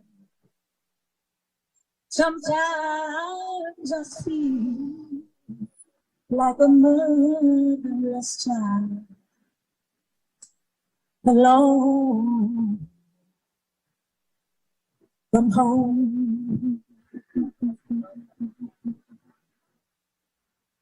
Sometimes I feel like a motherless child. Sometimes I feel like a motherless child. Sometimes I feel let's long way from home.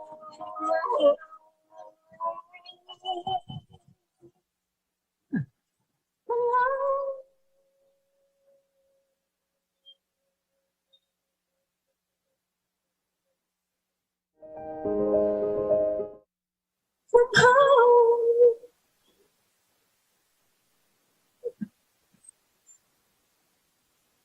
Somewhere over the rainbow. Before I begin, life is a continuum. And each day when I rise, I give thanks for my life, for the gifts of life, in this dimension, for the next. And I know without fail that I can pray in every dimension and give thanks for that life, no matter how difficult it was. So this song I sing in honor of those young girls, young women like me, who felt that giving birth was a tragedy because it took everything from them, including their dignity. But we are here to restore it and to acknowledge the beauty and the greatness of that gift that we shared through our ancestry. So for you, little angels, somewhere over the rainbow, way up high, there's a land that I've heard of once in a lullaby. Somewhere over the rainbow,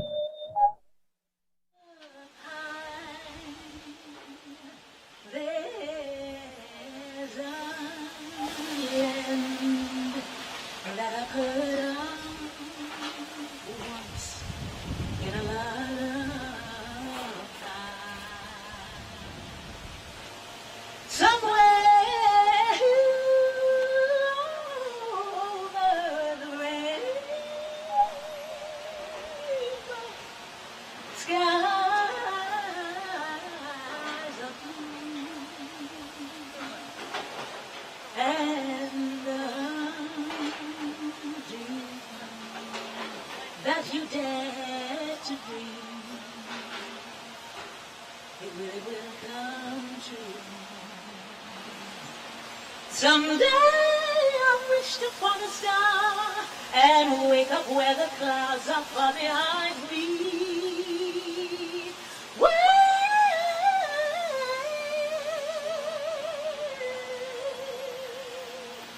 Troubles melt like lemon drops way upon the chimney top. That's where you'll find me.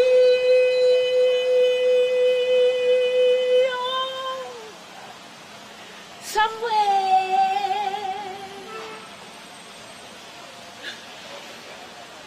over the rainbow.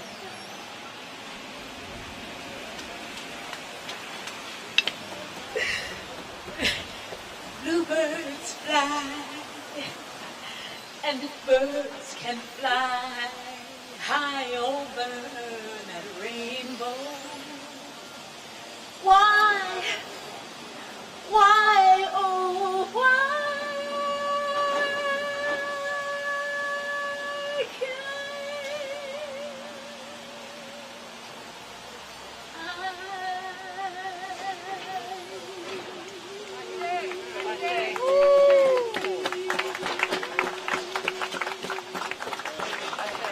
Bless you. Bless you. Bless you. Bless you. It's okay. It's okay. Not okay. It's not okay.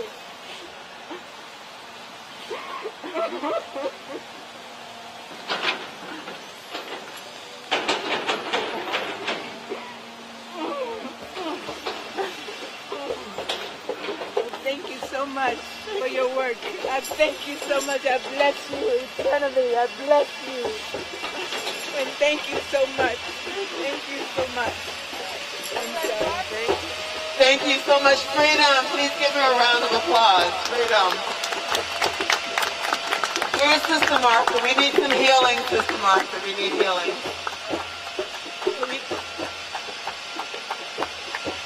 Can you dance here? Huh? You want to dance here or you want to dance down there? But then I don't want that car coming on. What do you think? What the drums can drown in that? The drums can drown out the car. Yeah, oh, it's okay. You want to dance here or you want to go down there? We need to go to Mimosas. Okay, but she dances here though. Okay. Well, no, we discussed it. The drummers can come with us. We can all go.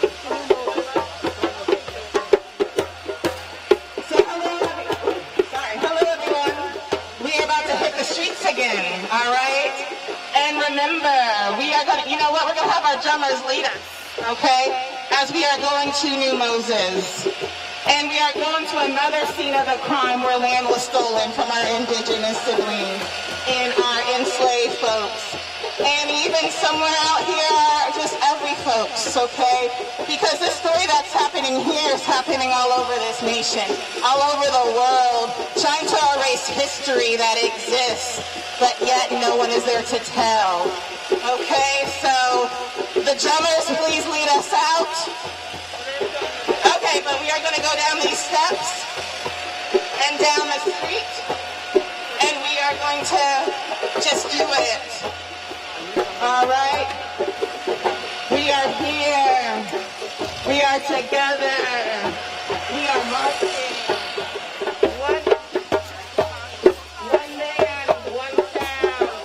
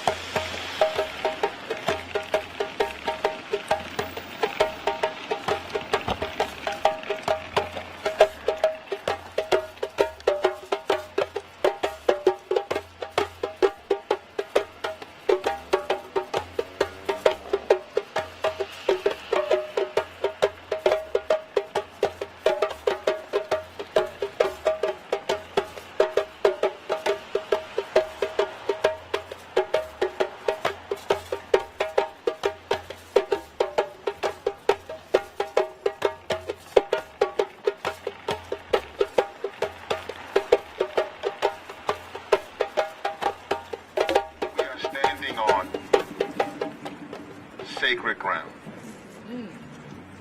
If you can reach down and touch the ground.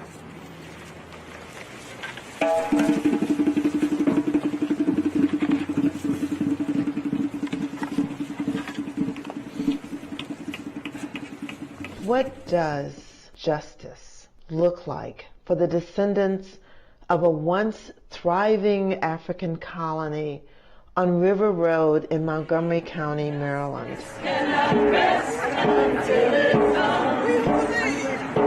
This community, founded by kidnapped West and Central African peoples, had survived 300 years of barbaric and savage treatment by early European American settlers.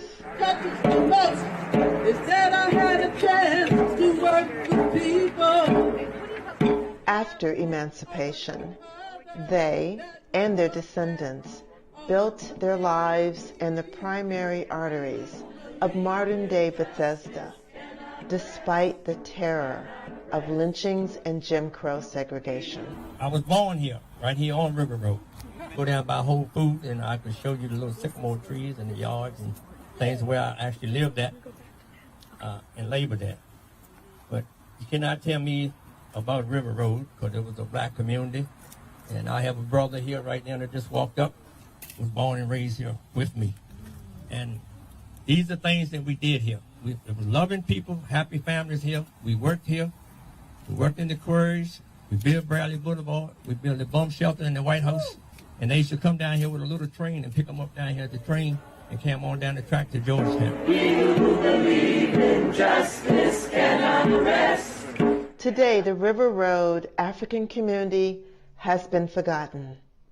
Their homes have been replaced by shopping centers, their cemetery intentionally desecrated and paved over to make a parking lot.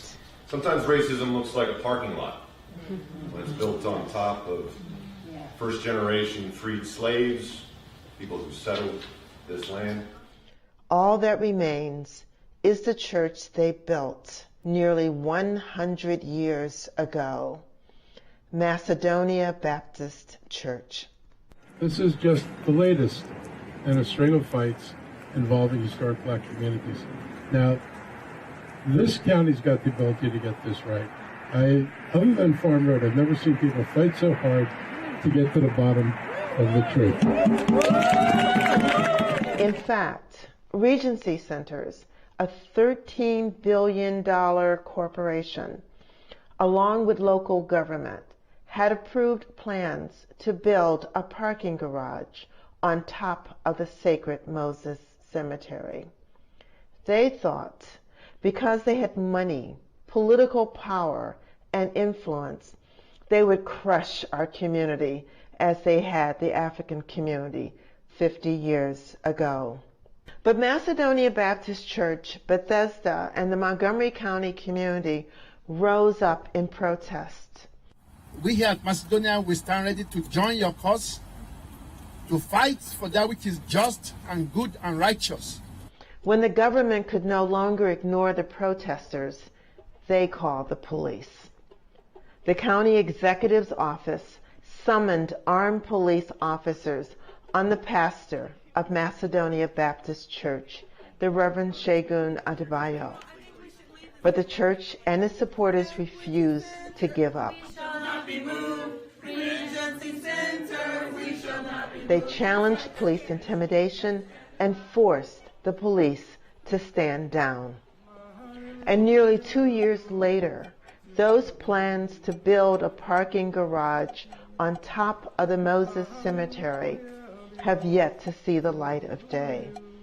In the dead of night, and fearing the growing power of the Moses burial ground struggle, Regency Centers sold the cemetery to the Montgomery County Housing Opportunities Commission for $20.5 million. HOC claims they don't have any plans for the cemetery. If you don't have a plan, give it to us. We have a plan. HOC says that nobody cares about our history. That is what the powerful always claim as they pillage and desecrate. They're wrong. My clergy partners over at the Congregation Bethel, Rabbi Greg Harris and Rabbi Fabian Werbin, we are here, and we are in 100% support of this cause. And I'm also here on behalf of the Muslim community of Montgomery County. There are around 100,000 Muslims here in the Montgomery County area, and we wanted to make a statement of support and solidarity with our brothers and sisters here at Macedonia Church. And I promise you that I will help you try to get this over the next hurdle so we can continue this discussion. You guys deserve better than this, and the county should be able to do better than this, and I'll try to help you get there.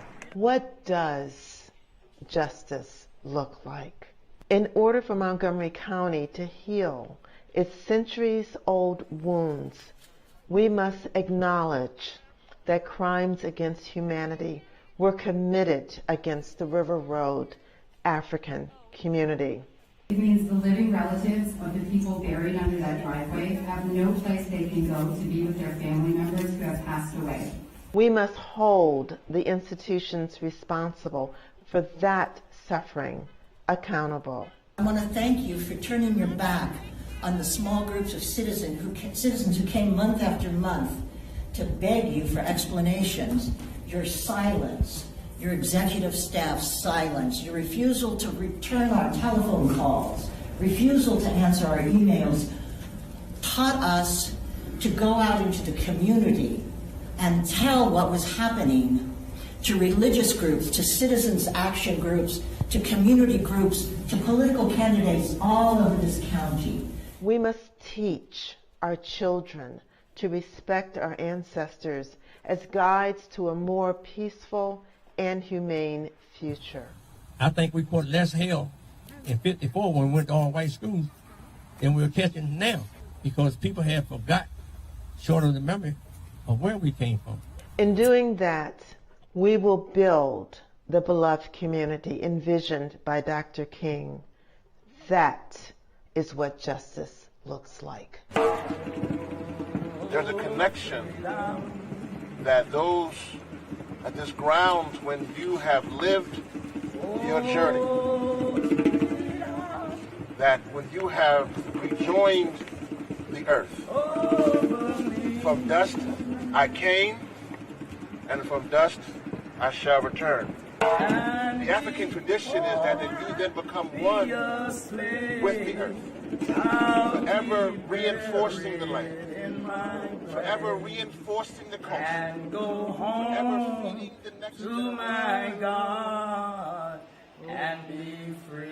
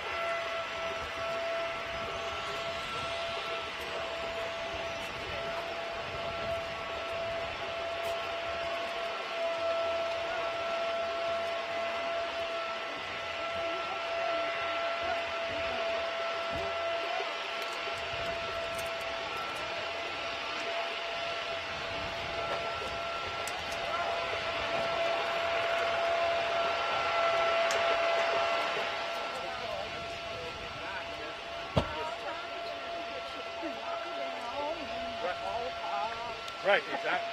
And I think he realized that was going to be a mistake. So he calmed down.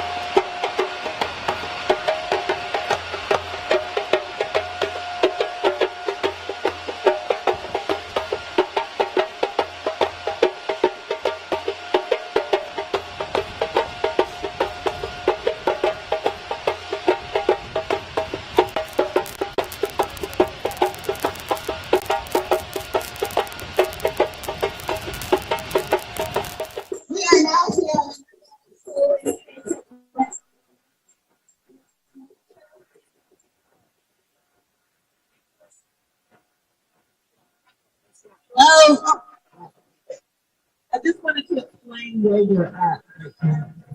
So when you stopped the last time, you were in the place that we called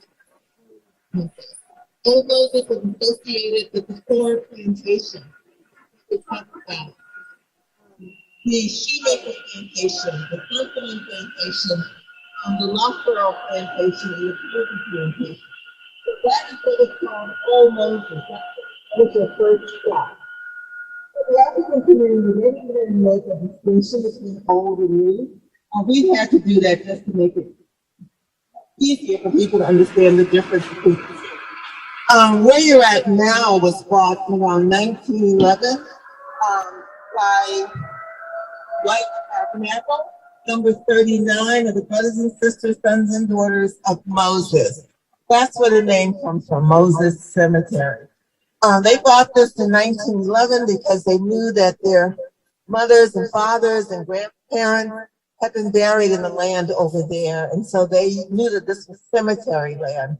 And so they bought this land to be close to their relatives. So they started using this part of the cemetery. They actually incorporated around 1911, but they started using this land much before 1911. So you've been in cemetery land for a while. This building behind you, which is the Westwood Towers, is where the bones were first found.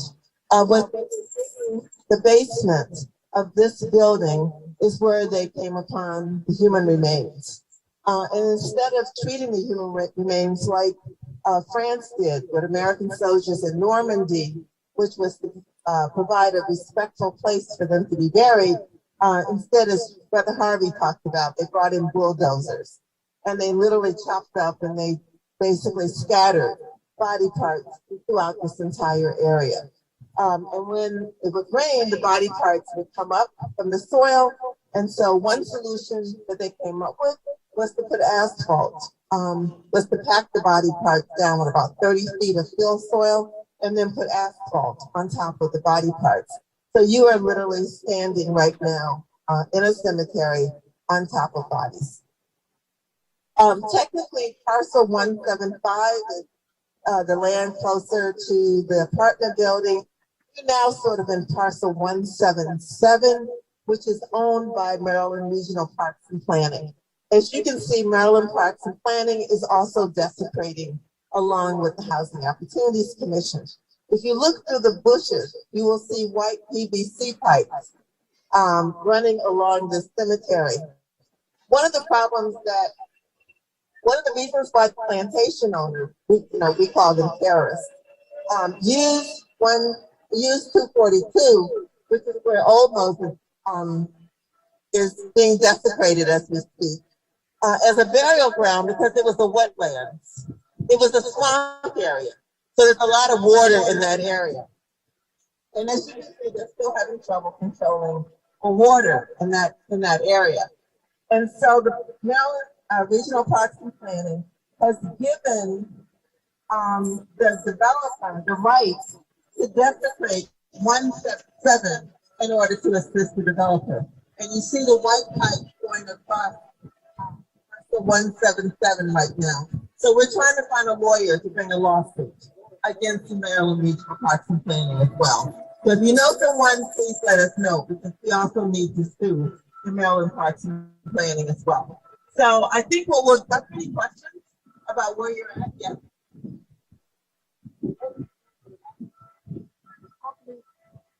The company that first discovered this building over there.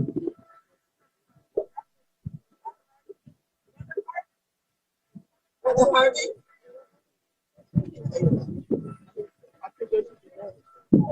Yeah. What's the name of the company that hired the bulldozers?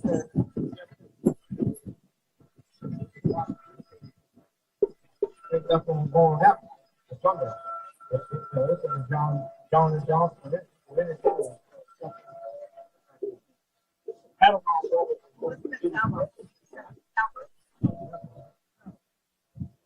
Alabama Brothers was one of the big contacts. John C. Adams.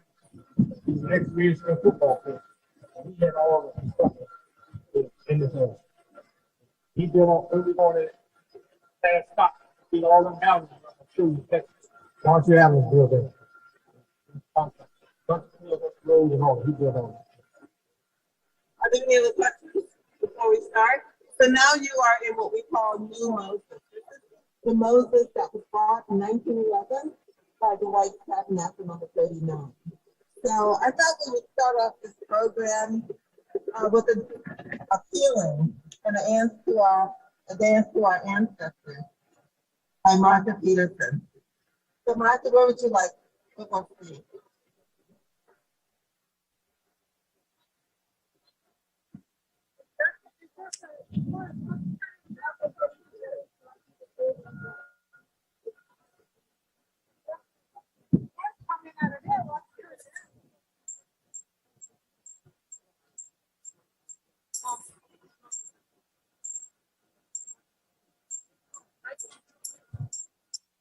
So right now, we're going to do a rhythm called Lamba, and along with the dance moves, and just to give you some information about the background of the dance. Lamba traditionally is done to welcome our ancestors and our spirits into our space. And so it's a very appropriate rhythm and dance for today, because that's exactly what we're doing. We're reaching out to our ancestors, and we want them to bless us as we reach out to them, to know that that's why we are here, on behalf of everything that they've done for us. And that's what Lamba represents, that dance and the rhythm.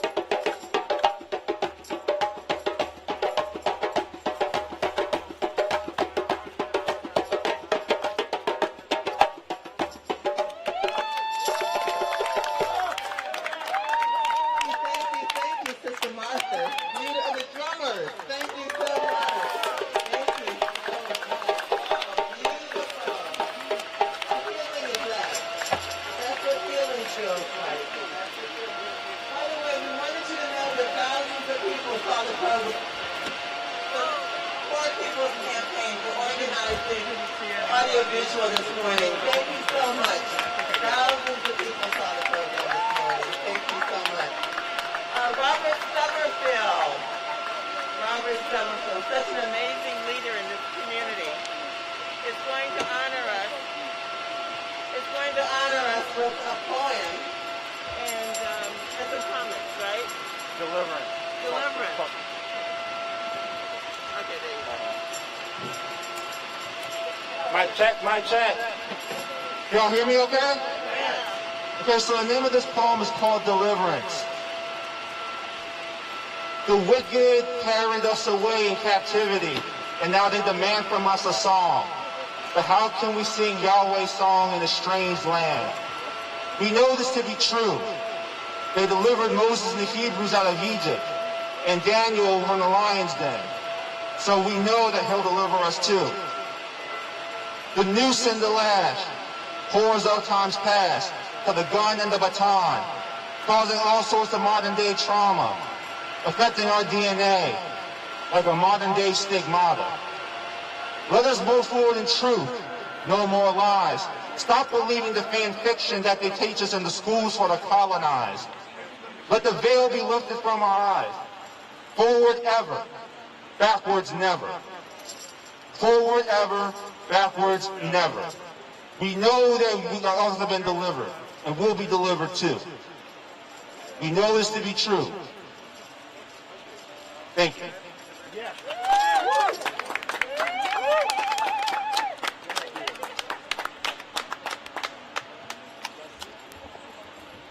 What a day. What a day. It's been so exhilarating, uplifting, and just encouraging. And so this is the place of thanksgiving. We have no words to thank each one of you for who you are and for what you stand for. Thank you for your commitment to truth and justice and equity. Thanks to the Poor People's Campaign. Thanks to the Poor People's Campaign, especially the Maryland State chapter. To Reverend Angela, to Rabbi Elena, thank you. Thank you. And I will not, fail to thank, Brother David Mott. Because, he brought us in contact with Poor People's Campaign. And now, Rabbi Elena and Reverend Angela, now we are joined at the hip. Wherever you go, we go. Wherever you go, we go. We will join the cause of fighting for moral uprightness and moral healing in the land. Please express our thanks to the national co-chairs, Reverend Dr. Theo Harris and Reverend Dr. William Baba II. And to all of my brothers and sisters that have come from near and far, thank you. Thank you. For giving voice to those who are voiceless. On behalf of those who are unable to speak for themselves, the ancestors, that they thought maybe they have been forgotten. Thank you for resurrecting their memories again. And thank you to the drummers. Thank you, thank you, thank you. Thank you for the soul of the movement. And to all the singers, we are so thankful to those who have contributed in ways that we don't even know. And we thank you. But above all, I thank God. I thank God for such a beautiful day. I thank God for your presence. And I thank God for your love.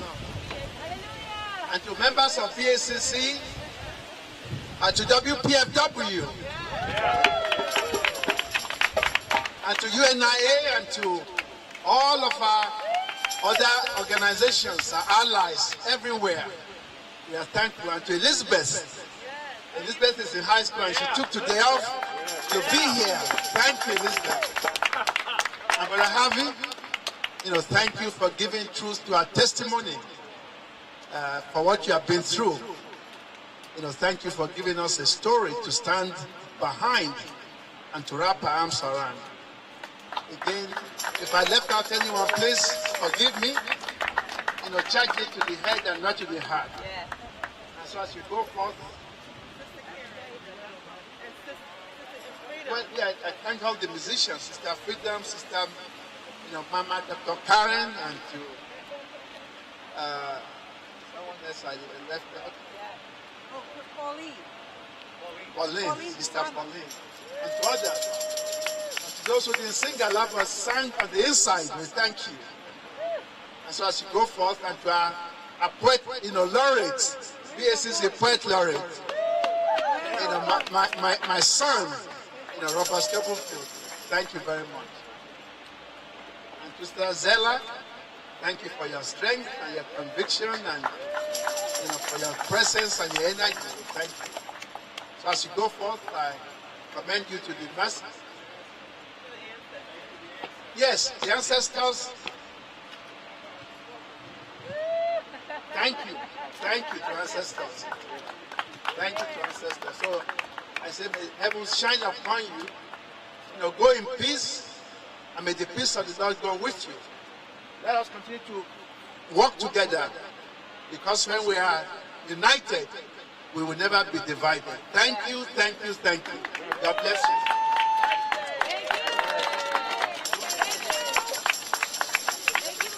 There's really nothing more for me to say, but just to time, this sacred space. If you breathe in, just ask you to breathe in. Take one deep breath in and breathe it out. One more time. Breathe in, breathe it out. This is the air that our ancestors have breathed within their nostrils. This is the space that they held for us. Their tenacity to endure the slavery, the brutality that they endured, the tenacity, the bravery, the fortitude to be here. Their fight to fight their way to this place. Their voices and their spirit cries out. So right now we breathe in and we breathe them out. Thank you.